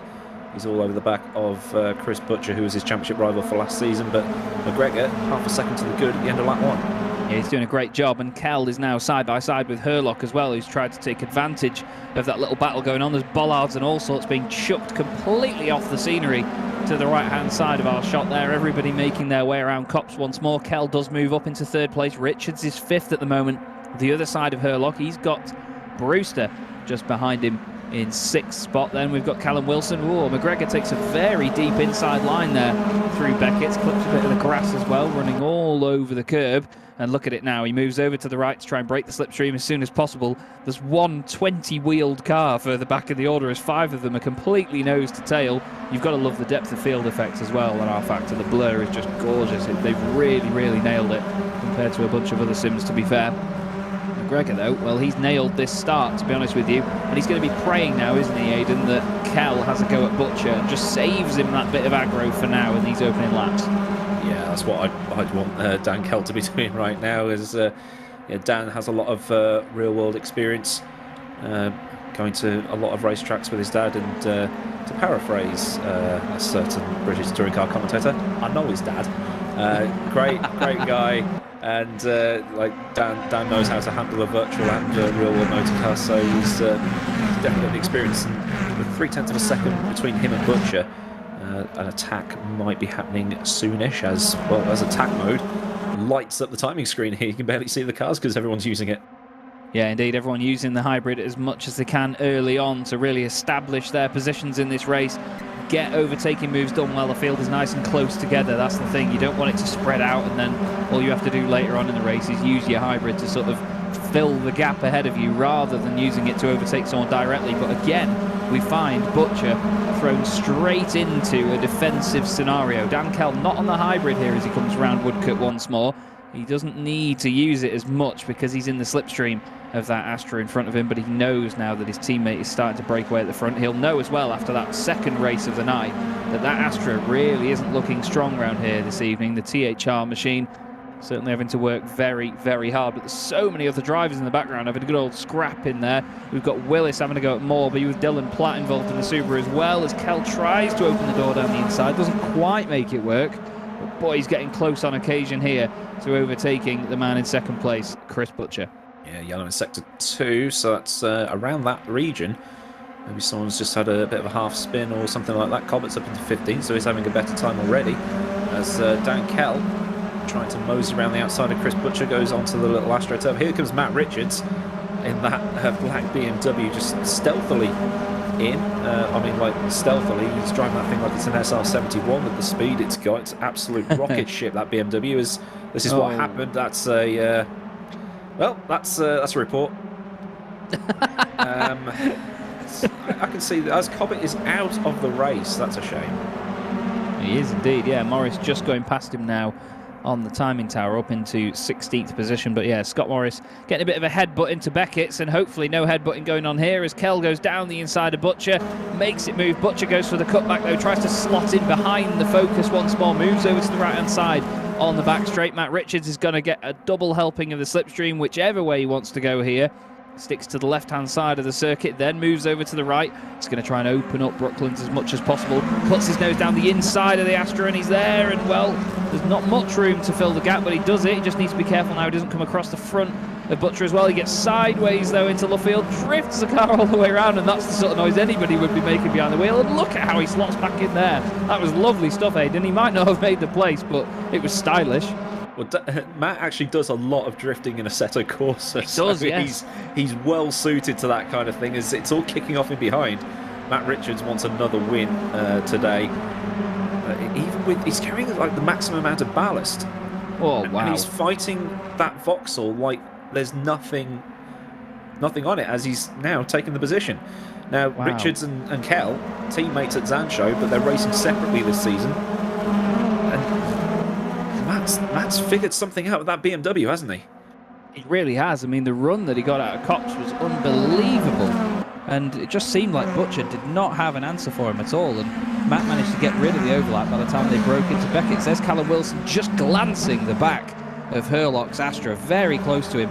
The epic battle that's going on behind is actually the two Drake Racing cars having a good old ding-dong with Platt as well. There's no gap there, Callum. He tries to manufacture one down the inside at least, but Dylan Platt has had these two Drake Racing Infinities all over him. He was ahead of Ben Willis earlier on. He's just got the better of Cam Brewster, and Brewster's actually lost a place in the long run because of that. Munro has come all the way back up from the back of the grid into 10th position. Morby's actually gone down from 8th down to 11th. It's the first race tonight where he's probably up for finish. Well, he's not up for it, but he's going to be finishing lower than where he started, because he was right at the back of the field at the start of the night, finished 14th, then he finished 8th. Now, unfortunately, at this point, he's down to 11th again. Probably get it back. Was it Stingray? Anything can happen in the next half hour. So it's. I mean, like Phil Morby's like a very much improved driver over the last couple of seasons. Season 1, he was involved in accidents left, right, and centre and things like that. But he's really sorted himself out. He's actually a really solid driver at the minute, doing really well. So fair play to him. I just wish I could. Well, that's a paddling. That's a paddling. Yeah. Saw that, Ben. Well, the thing was there is that Platt was so sideways on the exit of Brooklands, and it was amazing to watch, and they flicked the car the other way. But then Ben put his nose down the inside, but I think Platt was still having a slide, so when the car did eventually straighten out, it was already in front of where Ben was. But yeah, I don't think Ben had the patience for that scenario there. Like you said, though, we had two Zansho teammates here, effectively. Matt Richards all over the back of Dan Kell, reigning champion at the moment, second in the championship, ahead of current championship leader in that BMW, Matt Richards. 7 race victories so far this season for Matt. Nobody else has got more than 3. Dan Kell only has 2 with 6 podiums, but Dan's other point-scoring performances have been so consistent. That's why he's right up there in the title fight. So 1-2 for Zansho at the moment, which makes me happy, and I'm sure you as well, Aidan, at the moment. Absolutely. Technically, technically a 1-2-3 as well. But I must say, one of my drivers of the evening at the moment has to be Herlock. He's in 4th position here. Here's that moment before for Platt. You can see it gets sideways again. He straightens it up. Then all of a sudden he's back in shot sideways, and you can see the nose is pointed further in than the apex. The car is already going around, and there's that tiny little kiss. And unfortunately, with it being a rear-wheel drive car, that's all it needs to go around, isn't it? Yeah, it's not like the party trick that you have with... oh, hello, this is Matt Richards making his way up into 2nd place. Yes, indeed. And that thing looks so... Like, because we're watching it on Discord, and the thing's all compressed because Discord. That BMW looks so sinister with the lights on. It's like something like Knight Rider or Transformers or something like that. It's just... It's like a middle-class Batmobile, isn't it? Yeah. It really is like Batmobile on finance, to be honest with you. The Batmobile, Retmobile. Yeah, that's it. But Herlock right now, he's just queuing up behind Kell and Richards to try and have a go. Then you've got Callum Wilson in there as well. And Chris Butcher, well, he's not able to really have an attack. He's just sort of waiting for the fireworks to go on in front of him so he can then try and take advantage of it. But there is a big gap behind them, so they don't need to worry too much at this point about trying to open the door in front of them or try and go for a move. The only problem is when you've got a car right up behind you. If you risk a move, you can compromise yourself and then lose a place when you've been trying to gain one. So with this bit of daylight behind them, they might have a bit more confidence here. But Herlock, honestly, I'll say it again, has been really one of my drivers tonight to really keep an eye on. One of my favourite drivers to watch because he's just always been in the thick of it. But no matter what, he's always been up there as well. You know, he's not lost a massive amount throughout all of it. Yeah, he's kind of like the sleeper of the grid at the minute. He's just there. It's like, oh, he's there. Okay, that's cool. But he's holding everybody up. He's having a crack at the champion. Callum Wilson as well. He's done really well this season, being up there and things like that. But I'm like, Butcher's now dropped back to 6th. So probably just maybe some people just don't have time to prepare, to practice for that kind of thing. So maybe it's just an off weekend, but an off day for him. I know he's racing in GPVWC, so a different type of car completely. Going backwards and forwards. I mean, I tried to do that last season, and Brands Hatch happened. So, yeah, I can only commit to one series at a time. But fair play to these people that can drive multiple cars one day and then another day and stuff like that. So, can't fault Chris Butcher. But today it's just not been one of those days. Just want to bring your attention to the unbelievable amount of pace that Herlock's Astra had as he came out of Luffield and across Woodcote. He drove around the outside of Dan Kell and then slotted in front of him before they got down to turn 1 and made it look absolutely effortless. And Herlock is really on a mission here, on for another podium. Coming into this race meeting, he had 5 this season and 1 race victory, which he got, actually, funnily enough, at race 3 at Silverstone last time we were here earlier in the championship. I don't think he's going to get that at this point. 10 laps to go. He's only, well, I suppose he's only 3.6 seconds off McGregor, but to get up there, he first needs to get past Matt Richards. And I think everybody knows that unless you've got very different tyres on in specific conditions like we had earlier, that's a very tough prospect no matter how you look at it in that BMW. You said it before yourself, Aidan, that Matt just has found something in that BM to make it really click. And right now he's showing that with it being at the top of the standings and second in this race. Well, if you can have a crack, you can have a crack. You know, you take it, wouldn't you? It's like GP laps with his historic league where he beat Jernej Simončić on pace. So if you get the opportunity to have a go at someone, I mean, Matt Richards, he did Virtual Le Mans in 2020. He's done all sorts of stuff. So he's a very well-rounded driver, competes in a wide variety of stuff. So if you're someone like that and you think, oh, Matt Richards, yeah, I'll have a crack at him, why not? But that's racing, isn't it? He's like, you want to get as far up as you can. So if Herlock wants second, Herlock can go for second. He's got the pace to do it, so go for it. Well, yeah, that's it. I mean, I've seen so many arguments and discussions recently about what drivers are entitled to or whose corner it is on a racetrack and so on. And it always makes me think, well, it's a racetrack. They can put the car wherever they want. People saying things like, oh, you don't overtake at that corner or you don't go for a move there. But it's a racetrack. You put the car wherever you want. You attack whoever you want on the racetrack whenever you want. That's the whole point of it. You've got to try and overtake the people around you. It's not who's entitled to what and where and places you should and shouldn't do it. Drivers are entitled to make their own decisions and do what they want. So if Herlock does want to have a go at Richards, absolutely. I was just saying that basically it's a bit of a tough nut to crack right now is the Richards BMW, but still you can see that a lot of them are on the hybrid out of Luffield and down the start-finish straight as they come around Woodcote on this national circuit. It's one of those real gems on a calendar, isn't it, in the national circuit? It's not the most complex of things in the world. It's not a massive amount of undulation, but it still works. But you've spotted something, Aidan. Yeah, Callum Wilson has got a penalty. Track limits, most likely. So Richards went a bit wide through Copse. So it's track limits finally starting to catch up with people. Like last year with the old track limit system, that would have just been pinging penalties after penalty after penalty after penalty because it was just so strict. It was very black and white, like it is in other sims. So with the new one where it's just like it gives you an opportunity, you have like a set amount of time you can gain, so you can. It's a bit like the old V8 supercars system with the curb at Adelaide, where it's like it's 2 laps left to go. I've got 3 strikes. I'm just yeeting it straight across, so you can't use them up in the way that you could it could before. So, but you just take too much. White line's a white line. You cross it, you're going to get pinged.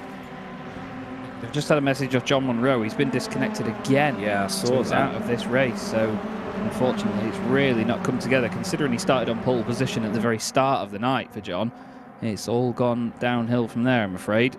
And we will not see him get a race victory or anything tonight. I'm impressed by Daniel Herlock staying this close to Matt Richards, and all the time while they are pushing like this, they're actually breaking away from the cars behind. Dan Kell in 4th position is now 6.1 seconds off the race leader, which is Ross McGregor. Once again, he's absolutely checked out here. Ross is looking really good right now. I mentioned earlier that he'd be after a race victory because he's not had one yet this season, but he's had 5 podiums and he wanted to go one better. He's on track to do that at the moment with 7 laps of this race left to go. And still there's a big train behind them, and still the likes of Platt and Morby are involved. Actually, sorry, it's not Platt, it's Leppit that's involved in that one. So he's really snuck up the order here, actually, hasn't he? Yeah, it's great when you see drivers sneak up through the order because then it gives you that surprise of it's not like a what are you doing there? You're not good enough to be there. It's just like, oh, well done. Oh, there's Morby off the track, so that's it's going to be the track limit calculation device TM going after that one. It's a weird system to get used to, but I think it works a lot better than what we had before. But this train here, drivers fighting over the positions, all very clean. It's almost like watching the real touring cars at the minute. Yeah, and again, this is one thing that we always have to respect about sim racing is the fact that it can replicate the real world racing so well. If you get the right grid of people together in the right cars in proper, decent conditions, that force people's hands when it comes to their talent in this sort of racing, it does replicate the real thing so well. They call it simulation at the end of the day because it is a simulation of real racing that we get to see. And these guys, we're not copying anything, they're just racing as hard as they can, but it just is so close to the real thing in R-Factor 2. It looks better and better all the time. That's one thing that R-Factor used to get criticised for the way it looks compared to other sims, but honestly, it's always getting better. The sounds are fantastic these days as well, I have to say. These new touring cars really have that rasp about them that they might have been missing before. And this little quartet at the moment is very interesting because it's 4 different manufacturers, 4 different teams, and each of them has their own sort of strengths and weaknesses at different points of the track, don't they? Yeah, it's a weird track, this one, because you go through Maggots and Beckett's and it's fast, and then you're sort of slowing up to turn in, and then you've got Brooklands, which we've talked about before, with the weird apex that it has, and you've got Luffield, which takes about 997 years to get round because it's just so long, especially in these. And I think it's just sliding further and further out every time you do a lap. 5 laps on the board at the minute, and that is one Chris Butcher under attack from one of the drag racing cars that almost loses it on the little sort of sawtooth bit on the exit of the curb there. It's the thing with rear-wheel drive cars; they can catch you out like that oh so much. You know, you've got the whole balance of front-wheel drive performance being understeer, understeer, understeer, but in a lot of circumstances a bit easier to control. You know, you can't just plant your foot in the rear-wheel drive cars and get away with it. I've driven a Levorg a lot to know that it can be a real nightmare when you get a lot of compression and undulation on circuits, but somewhere flat like this, you know, you can get away with it in certain places because it's not as unpredictable. Silverstone is very flat, but there are still the odd bumps and drops here and there in this circuit. You'll see it as they go down towards Beckett's as well. It's almost like it does go downhill a little bit. There's that sort of sensation as you get onto the brakes turning left before you turn right. Yeah, indeed, Stowe, definitely. It sort of goes downhill and then curves back up towards you again, doesn't it? It's pretty amazing. It's 13 metres. You wouldn't think that, yeah. Wow. Thruxton's 10. Oh my God, I didn't even realise it was anything like that. Did you not watch my video the other day? I did not yet. Morby through the middle. Absolutely love that. Brilliant overtake, Morbs. That was brilliant. Amazing. And the funny thing is as well that Willis and Leppit, when they report that back, they'll be like, oh, did you see that red car go past me? Oh no, I thought it was a blue one. It's like through the middle of the pair of us. Who was that in that blue car? I don't know, but I had a red car go through the middle of us. Anyway, that was brilliant stuff by Morby. Great opportunism. And I think he must have heard me earlier on because I said it's the first race of the night where he's going to finish lower than he started. He's actually now moved up 2 places where he started. 8th up to 6th, which is where he would have been hoping he was before this race got underway, because that's what the reverse grid was. Yeah, I love the reverse grid format. The people are like, oh, you shouldn't penalise the faster drivers and things like that, but I think because we criticise top-level open-wheelers, we'll call it, for trying to manipulate things more for entertainment, but touring cars always seems to have that right balance between entertaining the fans, and they turn up in their droves. More people will turn up to a BTCC race than some football grounds on a Saturday afternoon. And you've got the actual racing, which is always what people want racing to be: fast and frantic and close, and always something going on. So yeah, I love the whole reverse grid thing, because then it makes the faster drivers work through the field. Show them how quick you are. Absolutely. And, you know, Richards has a big old drifteroo, and Herlock says, thank you very much, mate. That was a wonderful slide by Matt. It didn't do anything for his race chances, and he's still kicking the back end of it out now. The tyres will be red hot on the rear of the BM, but that's all Herlock was waiting for. He was just waiting for that little moment where Matt pushed it a bit too hard, and he's piled the pressure on lap after lap, filled the mirrors with that Astra, and there is the moment. That's exactly what he's waited for, and it's only a couple of laps from the end, and now Dan Kell's going to be in on this as well, and he's going to be a very happy bunny right now, is Herlock. Kell might not be so much, though, because Richards will still lead the championship and still get more points on him, as, Butcher starting to come under pressure here from Willis, who's side-by-side around the outside. Morby's got past him as well, actually. I wonder if that's what's held him up, really, a move or a bit of a battle with Morby. Willis around the outside. I think he's got that done. He has. Wow. Wow. There's just nothing from that Astra, is there? Well, Leppit leapt at the opportunity. Yeah. Hello. Lads. I'm watching. That's it. Big Brother is always watching. That's all above board. That's just touring cars, isn't it? A little bit of rubbing. That is proper rubbing is racing, not slamming the car into another one and going, oh no, rubber's racing, man, rubber's racing. Yeah, rubbing, not headbutting. We're on to the final lap already here, Aidan, actually. McGregor leading Herlock, Richards, Kell, and then Morby now into the top 5. And still all of this shenanigans going on further down the order. It's been a fantastic night of entertaining racing, though. There's always been something going on here. There's not been a moment's silence, has there? It's great. Yeah, that's what it's the best kind of racing, where there's always something going. It's like you see some race broadcast and there's about 40 seconds between the, like endurance racing you'd expect it, but sprint racing like this, you always want them nice and close together. You do indeed, and I'll come on to rose-tinted glasses in a few minutes' time after the racing's done. But round the final corners then comes Ross McGregor to take his first race victory of the season for Zansho Simsport in the Ford Focus. Very well done indeed to Ross. What a great night this has been for Daniel Herlock. Second place beats Matt Richards on the road. I said it'd be a tough challenge. He just waited for him to crumble. Matt takes another podium, though, and that's been another solid night of results for him ahead of Dan Kell, so he extends his championship lead even further. Morby next up in 5th place, and behind him Johannes Lepik, Chris Butcher down in 7th, Ben Willis 8th ahead of Cam Brewster, and Thomas Vack will finish the top 10. We then look again at Scott Morris around the final couple of corners, potentially doing a bit of drifty poos in the Subaru once more. But that does cap off a very, very entertaining night's racing, Aidan. We certainly chose a good one to come back for. We did.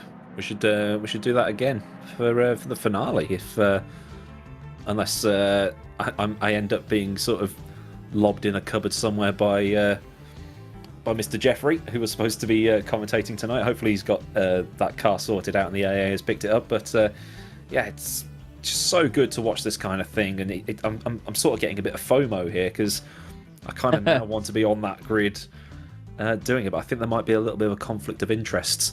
Just be like, no, I'm going to throw that out. I can punt you off. I'm going to throw that out. I'm the steward. But yeah, it's a great league to watch, and hopefully when all of the content is now in the game for the BTCC stuff, we can get this out on somewhere and really promote it and get it out there and see what kind of thing we can do with touring cars, because they're kind of like the forgotten category in sim racing, because it's always GT3s, isn't it? It's always prototypes. It's always that kind of thing. It's like, this is the best racing you will get online and offline in real life. This is the best racing you'll get. Absolutely is. And funnily enough, and coincidentally, I'm available in 2 weeks' time on the 16th for the finale, so might have to see. But anyway, away from that, we'll look at the race result. Ross McGregor takes the win from Daniel Hurlock and Matt Richards, with Dan Kell finishing in 4th ahead of Phil Morby, Johannes Lepik in 6th, Chris Butcher 7th, Ben Willis 8th, Cam Brewster 9th, and Thomas Vack in 10th place. Then we have Jakub Kowalski, Dan Hyde in 12th ahead of Callum Wilson, who dropped down to 13th in the end, Dylan Platt in 14th, Scott Morris, final finisher, in 15th place, and then John Monroe disconnected and Chris Cobbett out much earlier on. I'm almost out of breath now, to be honest with you. It's been a very busy evening for it, but that's the thing with this sort of racing, you always want it to be like that. I mentioned rose-tinted glasses a moment ago, and we were saying about how close the racing is and how there's always something going on. And you know, you look back at the days of 90s Formula One and British Super Touring that we know and love so much, but to be honest with you, you look at the results sheets back then, you know, and people were winning in Formula One by nearly a lap, and then it was another lap behind second place to third. And even in touring cars, you know, during some of the feature races, we've seen gaps of like nearly 30 seconds from the leader to second place back. So really, when you look at the likes of Formula One and BTCC nowadays, we have to be grateful for the fact that it's so ridiculously close all the time, don't we? Yeah, I think the highlights on Grandstand made it look like it was the punt fest that we know and love of touring cars. But yeah, it's just so much fun to watch on YouTube and here as well, as we have Ross McGregor is here. He is indeed. Ross, I mean, I mentioned earlier, just at the start of that race when the grid was forming, that you've had a few podium finishes this season. You might want to go one better. You've gone and done it now. How do you feel? Yeah, it's pretty good. It's been a while since I've won in this championship, actually. So yeah, it's been long overdue, but it just shows you, like, when you've got a kind of clear track, it's just a case of getting your head down and avoiding all the kind of battling, and the time just comes, and you can look after your tyres as well, so it's pretty crucial. Also, I was on the soft tyres, which helped a lot, but I kind of earned that chance after taking the pain in race 2, so yeah, all good. I was going to say, you didn't have the easiest run of it over the first 2 races this evening. It was certainly elbows out stuff, and you really had to work for every single position. What were the first 2 races like, particularly race 1 with those wet and drying out conditions? Yeah, well, race 1 as a team, we totally messed up. So we took wet tyres at the start, and we weren't sure if it was going to rain at any point. So yeah, at the start of the race, everything was looking good. We were faster than all the slick runners, and then obviously towards the end of the race, we had no chance. So we just kind of held station. Then race 2 was just a case of try to work our way forward. But I was kind of I was the first medium tyre finisher, so it's like the best I could have done, I think. 'Cause I think the soft tyre was just a lot quicker than the medium tyre tonight. So yeah, I'm actually fairly happy with race 2 and 3. I think I did as much as I could, so yeah, fairly happy all in all. Well, that's exactly what you want from an evening, really. You know, plenty of strong racing. It was very entertaining from up here in the commentary box. Aidan and I have had a right ball with this one. Final round of the season coming up in 2 weeks' time at Brands Hatch. Can we expect to see you on the grid for that one? Yeah, definitely. Yep, hoping to end on a high. I think we may be close to clinching the Teams Championship now, so not 100% sure about that. But yeah, if not, we'll try and get it at Brands. Well, we hope it goes well for you. Ross, anyone you want to give a quick shout out to while we've got you? A quick shout out to John Munro. Yeah, he needs a hug tonight. He was very unlucky. He's been super quick all season, basically. He's had loads of pole positions, so he's got the pace. He just has like terrible luck in the races. But I think this is a good experience for next season, where I will put 10 of my own Scottish pounds on him winning the championship. Interesting. I'll take you up on that. Excellent. Although it's Scottish pounds, so it's probably worth about 5p to me, but it's all right. Yeah. It's legal tender. At least you expect that. Well, yeah, that's very true. Ross, thanks very much for talking to us, mate, and we'll see you at Brands. Cheers, guys. Cheers. Lovely stuff, though, Aidan. Like I said at the start of the night, you know, Ross and the team were hoping for a lot, and he did go that one better that we expected, so mega stuff. Yeah, it just sucks that John has been rapid, but just had no luck either. He's been fired off, or he's had a disconnect and stuff like that. And actually, the what we think is the driver of the evening has just joined us in the broadcast room. That is Daniel Herlock. Dan, how you doing? Doing well, thank you. And that is rather kind, I will say. Well, you were always there throughout the thing, holding it with the likes of Butcher and Kel and Richard. So basically the 3 champions we've had this season. So to be able to stick with the rapid guys like that, you might as well take that at the end of the night. Yeah, no, I'll take that. I always go up against Dan and Matt when we have raced in the past quite well. Not really raced Butcher much, but yeah, there's a good result in the end. Win just about eluded me, but you know, good result for us. To be at the front's always a good feeling, isn't it? You'd rather be at the front than at the back. So, I mean, with race 1 being as it was, you know, with the tyres, did you take the dries or did you take the wets for that one? I was on the dry tyres for that one. Were you just taking the gamble on it drying out? I basically did a bit of running in warm up, saw there was half a dry line, and thought, yeah, good enough. I might as well take it. That was it. Yeah. Yeah, so I think it's probably just stopped raining in real life. Did it rain in the other races as well? Or no, there's no rain, which a bit unfortunate because I quite enjoyed it. But you know, how do you think you're going to go for Brands Hatch next time out? Brands, it's a pretty decent track for us. We have the setup sorted well in advance now, so should be a solid weekend again, hopefully. So it's good. The season finale might as well end on a high. So thanks for joining us tonight, and well done for the driving. Great results for you, and hopefully we'll be chatting again after the final races at Brands Hatch next time. Thanks, guys. No problem.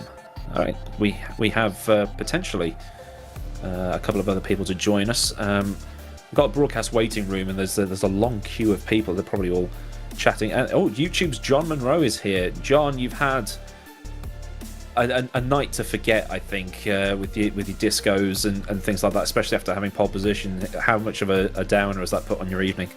To be honest, nothing at all. I've kind of gotten used to things this season, so it's all a bit of fun, and I've had a good time.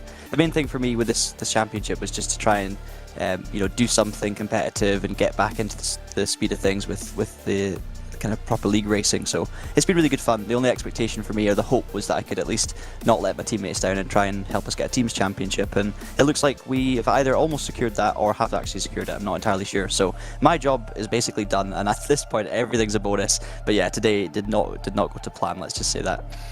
Yeah, but whose call was it to take the wets at the at the start of race Oh, one? well, this was funny because I was sat there on pole and I actually said, I was thinking, you know what, it looks like it could be dry because the times were getting too good. So I was sat there ready to click dry, but we were all a bit lazy over at Zancho. So I think someone came up with a suggestion that the rules said we weren't allowed to take wets if the tracks. No, we weren't allowed to take dries if the track was wet. So I was sat there ready to take dries, but I believed my teammates, who I have a lot of trust in. So we all took wets, thinking that was the rule. Obviously, it's the opposite way around. So we all completely screwed ourselves over. But it's every single one of our faults for not reading the rules closely enough. So that was a lesson. If only there was a steward. I know, you yeah. sent a DM to right? clarify that. I mean, well, I mean, I think it was him. I can put it on him actually. He was the one who actually said, "No, you be careful with this," you know. So I blame Matt. I think Matt should give me his points. Yeah, you can. Well, he's tricked you. That's what he's done. Yeah, well, exactly. Yeah. Well, to be honest, I don't think I'm much of a threat to a maiden. But you can take the dries, but it's your fault if you end up in a wall. So it's it's the other way around, using the wets when we've already been through that once this season. But do you think you can probably have a decent time out at Brands Hatch next time out for the finale? We'll see. Yeah. I've had really good, I've been really quick in qualifying. So I think I've had 4 or 5 poles, and I've had a couple of wins. I think 3 wins in race ones. But I tend to my night just goes so far downhill after that. So yeah, we'll wait and see. Hopefully a pole position at Brands, maybe a top 3 in the first race, and then anything other than a DNF for the rest of the night will be great. Yeah, it's always good to finish a race. When you say you're used to it, that's kind of that happens a bit too much. So hopefully it all works out for you in the end, and you have a strong end to your season. Yeah, thank you very much. Yeah, no, it's been really good fun all year, and as much I've been really unlucky this year, but I've also made a lot of mistakes myself as well. So yeah, it balances itself out, and it's been really, really good fun. So thank you for all of your work on the broadcasts and the penalties and all that, because I know it's been busy for you at some points, Aiden. But yeah, hopefully we'll have some fun at Brands and wrap up the season in a nice way, and hopefully celebrate a team's championship. Yeah, no bias, but it would be nice to have a constructors championship at the end of it. But one more thing as well, I'm gonna put £20 on Ross McGregor beating me next season, because he's just that man has talent. Now, did you see him in race 3? He was incredible. So he was flying. I might actually put. You know what? I'll put my whole bank account, £30 on Ross winning the championship. Is that how much it's worth now with inflation? Well, it's dropping by the minute. We'll reassess tomorrow. Okay. Thanks for joining us, and hopefully you have a better time at Brands. Yeah. Cheers, guys. No worries. Oh. Well, £30? I'll take that. £30. It's a pizza, isn't it? A decent pizza. Well, what is half of one from Domino's, but still. Yeah, true. Other pizza places are available, by the way. Yes, indeed. They certainly are. We have Chris Butcher with us tonight, and I'm actually really glad we get to speak to Chris. Didn't seem like your night tonight, Chris. It was like somebody had stuck a massive magnet on the back of that Astra, and everyone was glued to the back of it, and you were towing everyone around. Talk us through it, mate. Yeah, well, that's what happens when you run a Snetterton setup for Silverstone, and your first practice laps were in the wet. So not ideal, but it was good fun. I enjoyed it. It was quite a challenge to keep everybody behind, and with hindsight, I think I did quite well, to be honest. And it's a while since I could say I could enjoy one of these races, because I've been struggling a bit in the second half of the season, really. So since it became clear that I wasn't going to be in the title fight towards the end of the championship, I just sort of approached it in a different way and just thought, you know what, I'm just going to go out there and just enjoy the races, and I think that really helped tonight, to be fair. And I've not really bothered about the results. I just focused on having good battles with people, and I don't really mind, to be honest.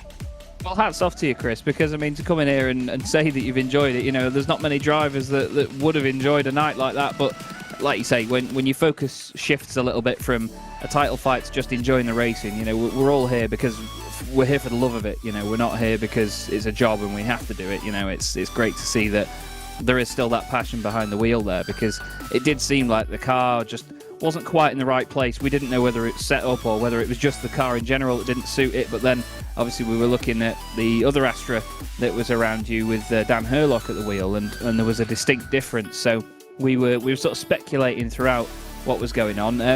I mean, the defensive work, though, I mean, you had to hold off a lot of guys in a lot of places there. Were there any certain little knacks that you had to doing that, or was it just a case of see who goes for the send and when and just react accordingly? Well, in race 1, it was I know I was sort of on the attack, but there was very much only one line in race 1. So whenever somebody came up behind me, it was just a case of staying on the dry line. To be honest, that was fairly straightforward. In race 2, I kind of figured out that I was quite good coming onto the Wellington straight. I was getting a decent run out of there, so I thought, if I could just sort of hang on around there and use my push to pass down the straight, then it's going to be difficult for people to have a go into Brooklands. So that's kind of what I focused on, really, and it seemed to work for the most part. But then people would just manage, as the tyre wear sort of started to be a factor, people could stay a bit closer to me. So it was only a matter of time, to be fair. And in terms of where we were versus other cars, we've never really had the car in the right window, to be honest with you. At the beginning of the season, we put a lot of effort into the car at Donington, and we figured out the infamous ride height trick quite quickly. So that's why we were so strong at Donington, and then we were just sort of chasing our tails a little bit after that. We couldn't really figure out how to make the car work, and the fact that we've been in a really sort of tight championship battle in a different series, our focus has kind of been on that probably predominantly, to be honest with you. So unfortunately, even though THR is sort of famous for touring cars, it's kind of went to the side a little bit. But it's just one of those things, you kind of get out of it what you put in, and we've just not put enough in really this season. Well, it's a shame to see the results not quite going as they did in previous seasons, but it means now that you go to Brands Hatch at the end of the season, maybe with not as much pressure on your shoulders this time round. Is it a circuit that you're really hoping to enjoy and get the most out of? Because it is a bit of a cracker, isn't it? I hate Brands Hatch, to be honest with you. I'll dug myself in a hole there. I never really do that well there, to be honest with you. But no, I might not actually be able to make the race because I've got a conflicting race on Wednesday. So we'll see. I'm not quite sure how it's going to work out yet. I might be able to make it, I might not. So I'm not really sure. But it would be nice to see the season out.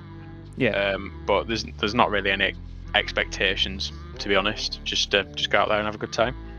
Well, we do hope, of course, to see you out there on the grid, Chris. And if not, then best of luck with your other commitments that evening. Is there anyone that you'd like to give a quick shout out to or a quick thanks to while we've got you in the box? No. Yeah, there is. Well, we've got to say thanks to VMO and all the admins that put a lot of time into doing this, and Aidan for all the reports that he has to deal with, because I'm sure that's I know from taking part in those things myself in another league, I know it's a thankless task. So it's easy to forget that all these people volunteer the time to put on a good show for us, and yourself, Chaz, spending your Wednesday evening commentating on us smashing each other around. And I would like to say thank you to my teammates, but they're not here tonight, so we'll leave that one. Yeah. Well, always good to speak to you, Chris, and again, great defending tonight with the car not quite behaving as you'd like, and hopefully we'll see you at Branson again. If not, best of luck with whatever you have on that evening. Thanks very much. Cheers. Lovely stuff then, Chris Butcher, a driver that's always up there in the standings, and I must admit, hello. There was obviously the rivalry previously with Zansho and the THR boys in the previous seasons, but it's still a shame not to see him right up there in the sort of point scoring positions right at the very top, like we've seen in previous seasons, isn't it? Yeah, they were the team that it's kind of like the I guess the Mercedes versus Red Bull thing from last year. They were, yeah. I mean, it got heated, and it's just like, lads, come on, this is a banter league. We're just having fun on a Wednesday night. It's like there's no money on the line here. You can sort of chill a bit, but we've sort of got past that now, and we know what everybody's about and things like that. So yeah, you sort of get through it. But that's just blokes, isn't it? You know, Yeah. we want to punch each other, and then the next minute it's just like, hey, look, I'll buy you a pint. We're over that now. That's it. Give me a hug. No. Indeed. Well, one driver that probably went through a bit of that tonight, to be fair, with wanting to punch people, but then at the same time absolutely loving what was going on, was super sub Dylan Platt. I mean, Dylan, you had a hell of an evening. Started off with a race win, and then, of course, you were right in the thick of every battle from that point onwards when the circuit was drier. Talk us through what that was like, especially in a boat like the Livorg. Yeah. I only found out like I was racing during the practice sessions. So I didn't. Oh wow! And then thrown in straight into the heavy rain conditions. And race one, was an absolute blast. Trying to fight my way through on the dries on a half-wet circuit. Race two, slightly more frustrating. And probably did want to punch some people at points, but that's racing. You go through those. Race 3, had some contacts with Ben Willis, which spun me around. He's apologised. No harm done. Yeah, I was going to say it was busy from all angles, but I didn't realise it was so late that you got the call up to serve really this evening. But that's what makes it even more impressive, to be fair, because I suppose having those horrible conditions to begin with, where, I mean, Aidan and I got a quick glimpse into the practice session thanks to our broadcaster Mike, and he showed us just how wet it was with the amount of standing water, and coming straight into that must have been nightmare fuel, but at the same time, it prepared you tenfold for the fact that it must have been much better when the track was dry and more grippy. Yeah, I mean, I was massively helped, it kind of balanced out with the lack of practice, the wet conditions, and it was so wet, going through Woodcut, we were sliding. We had to catch the car every time, so we're kind of lucky it did dry up, otherwise it wouldn't have been racing a bull through there. Yeah, I think we caught one of those slides at one moment, actually, where you came into shot completely sideways. Oh, yeah. Aidan had a sharp inhale, and so did I. It was quite the minute. On the pit limiter there as well. That was not fun. Oh, heck. Yeah, I can imagine that would catch people out behind. But still, you were one of the most entertaining drivers out there tonight, has to be said. Can we expect to see you back on the grid for Brands, or is this a one-off cameo this season? We'll see, depends if Dan can race again. It's all dependent on his issues. Or if anyone else might want to give me a go, I don't know. We'll see, but I'd love to. Well, we really hope to see you out there, Dylan. It'd be really good to have. Either way, you were a great addition to this evening, and of course, well done on your respective results. Anyone you want to give a quick shout to while we've got you? Just, my team, the setup from when I last drove it has taken a massive step forwards, and it's very I'm trying Fair enough. Yeah, my mind's just gone at this point. It's a mentally draining evening with these touring cars. I can. Yeah. Me and Aidan we've both had the experience of it before, and we know that your brain can be like mush at the end of the night. So we'll leave you to it, mate. But thanks very much for your time once again, Dylan. Great to see you on the grid, and hopefully we'll see you at Brands. Yep. Cheers. Thanks very much, mate. Well, I believe if we're going to go through the whole list, we may have two more drivers to speak to here, Aidan. And yes, indeed. Might as well bring them both in at the same time. Yeah, we may as well. The two championship protagonists still, effectively, at this stage. We'll start with Monsieur Kell, who definitely had a busy evening tonight and didn't seem to ever be too far away from a Zanshow teammate, Dan. You always had somebody around you, but it wasn't always helping you out, was it? Yeah, it was quite fun tonight, actually. It's just another round where it's just been quite fun. Like, I've never had like the pace, because obviously we've got Matt here who decides he wants to podium and win every race, not leaving any for us. But it's just another consistent round I've had, and it's been a sort of a common theme. And I've just been looking at the results. It's just I've always been 4th, 5th, occasional podium, mainly in race 2, and it's just always been there. So it's been a very average season in a sense, but a good one that I've enjoyed, and especially to now be up into like P2 in the championship, I will take, considering the struggles we had early on in the season as well with the setup and our pace difference. It's been very enjoyable, and it was very enjoyable tonight as well. I was just saying before, actually, when the third race was coming to an end, it's the fact that, coming into this race meeting, Matt had 6 wins and 15 podiums. You had 2 wins and 6 podiums, but the gap really wasn't massive between the two of you, because when you're not on the podium, you're still right up there in the top 5, scoring consistent points time and time again. And we all know that in this sort of championship, where the results can be amazing to begin with on an evening and then can go absolutely to pot by the end of the night, it's those consistent point scores that matter, and that's what wins championships, isn't it, really? Yeah, definitely. I think it's quite a testament to the championship this season as well, where like the quality of driving, like sort of in that top sort of 12, 13 is really good. And when you bring the weight into it, it sort of means everyone's kind of the same pace level. So it's like I found myself a few points, especially with like a race 3 reverse grid. If you're down in like P10, you just can't make progress because everyone's so close on pace. But if you get a P6 reverse grid like we saw tonight, you can stay up at the front. And yeah, as you say, I mean, I think I've had about probably 10 top 5s this season or something. Ridiculous. Well, that's it. I mean, it's one of those where I like the hybrid systems, and I think it's been a great step forward, obviously, and it helps with the sustainability of a lot of things in terms of road cars and the whole industry. But personally, I think that the one thing that drivers can't drive around is the fact that there's weight in the car. With the hybrid, you choose when it gets deployed and so on, but I always think that ballast is king when it comes to leveling out a championship, and it's good to see that there is still a positive effect from that, and drivers are still very close, or at least we think they would be, coming to you, Mr. Richards, because that BMW looks like it's part of an Aurora AFX Scale X trick kit, because it looks like it's on rails everywhere it goes. Talk us through how that thing behaves. Yeah, it's all right. It gets a bit rowdy at times, as was seen in race 3 towards the end. But yeah, I've just gradually worked on the setup over the season and got it to a place where it's just really controllable, and I can really sort of pin it on the rear end and just get it working exactly how I wanted to. And I've given other people the opportunity to try the setup, and I've had a few people come to me and say, I don't know how you can drive that.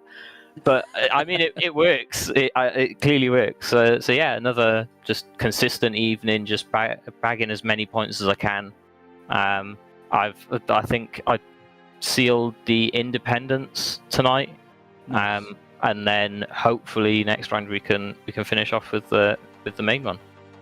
Well, I mean, you mentioned there that obviously it takes a lot to drive that car, and Aidan mentioned earlier your drifting efforts on Assetto Corsa potentially contributing to that as well, to be fair. But I mean, it's a car that I think, well, even when Aidan drove it last season as well, we all saw that the car can float sideways very nicely. You can get it pitched in quite a bit, and the rear end can come around, but you can carry the momentum with it.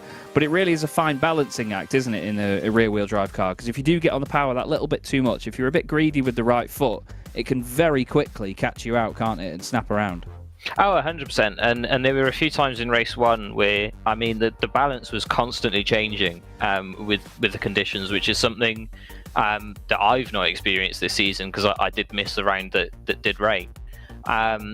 So it was interesting to try and handle the car whilst the car is changing through the race on the tyres, but also whilst the track is completely evolving and certain things are happening with, this person started on slicks, so they're catching up. And there are a few points where I just dipped the rear wheel onto the wet a little bit too much, and it did really, really try to take off. So you have still got to be really careful with it.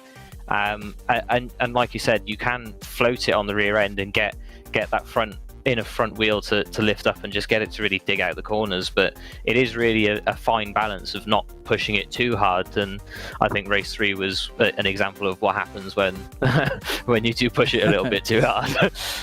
Well, it was certainly entertaining, that is safe to say. Dan, coming back to you, obviously one race meeting left this season at Brands.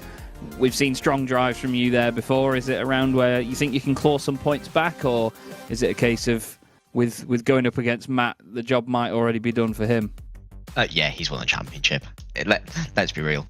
I ain't catching a 50-point gap on him or whatever it is. I just want to secure P2, to be honest. That's sort of my main aim, because to be honest, I've been saying to Matt for the past 4 rounds he's probably won it, because he's just untouchable. It's like he's just been on another level.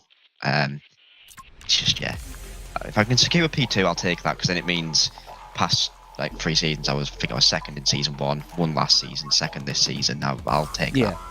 Yeah, not a bad record at all. And Matt, obviously with one race meeting to go, as Dan mentions there, quite the points gap between the two of you. Is it a case of that points gap changing your approach to it, or is it all going to be still gung ho and throw the BMW sideways? Oh no, I'm still going to give it 100%, without a shadow of a doubt. At the end of the day, there's no point tuning up if you're just gonna poodle around in the midfield and just comfortably know, oh yeah, I could just get it to the end of the evening. As long as I don't lose too many points, it's fine. I don't want to do that. I want to turn up and have fun and be right at the front battling with the top guys and seal it properly. Nicely said, mate. Nicely said. Well, Dan, anyone you want to give a quick thanks to on air? Probably John and Ross for being like such great teammates all year. Obviously, John's had his fair share of issues, more compounded tonight by random disconnects. But like they've both been there. They've both just been very supportive. Help work on setup, practicing. It's been really fun to be around, and like we can just jump on, just practice. Yeah, it's just fun. I won't say thank you to Matt because he's making me finish second in the championship. But to be fair, like we just jump on and just practice. It's just fun. Like it's just thanks to VMO putting it on again, and obviously the broadcast top notch as usual. And lovely stuff. And Matt, of course, before we let you go as well, is there anyone that you'd like to give a quick word for? Oh, just everyone turning up, just turning up to the events, and just really making it an enjoyable environment to be in. I'm working on my own in terms of setup. There's a few things that I'll ask Dan a couple of times, just sort of engineering questions. So just thank you to him, really, I guess. Yeah, and it works as well. He might be fighting me in the championship, but he's giving me the tools to beat him. So. Oh, I love that. Well, still, great camaraderie between the pair of you. Both awesome driving throughout the season. And, of course, we look forward to seeing you wrap it up. And, of course, enjoy the end of the season at Brands Hatch, boys. Cheers. Thank you very much. Well, there we go, Aidan, our two championship protagonists joining us in the box to wrap up the evening. And, it's nice that they can be like that. We've seen a number of championships between us, I'm sure, whether it be real or in sim racing, where the drivers have got so much animosity towards each other going into the final couple of meetings, or even just the final meeting itself, that they just can't be in the same room, they can't be in the same Discord or anything. But it's great to see that they have that laugh and they've still got that respect. I mean, at the end of the day, they are still teammates, but still, there is surely a little bit of competition still left there as well.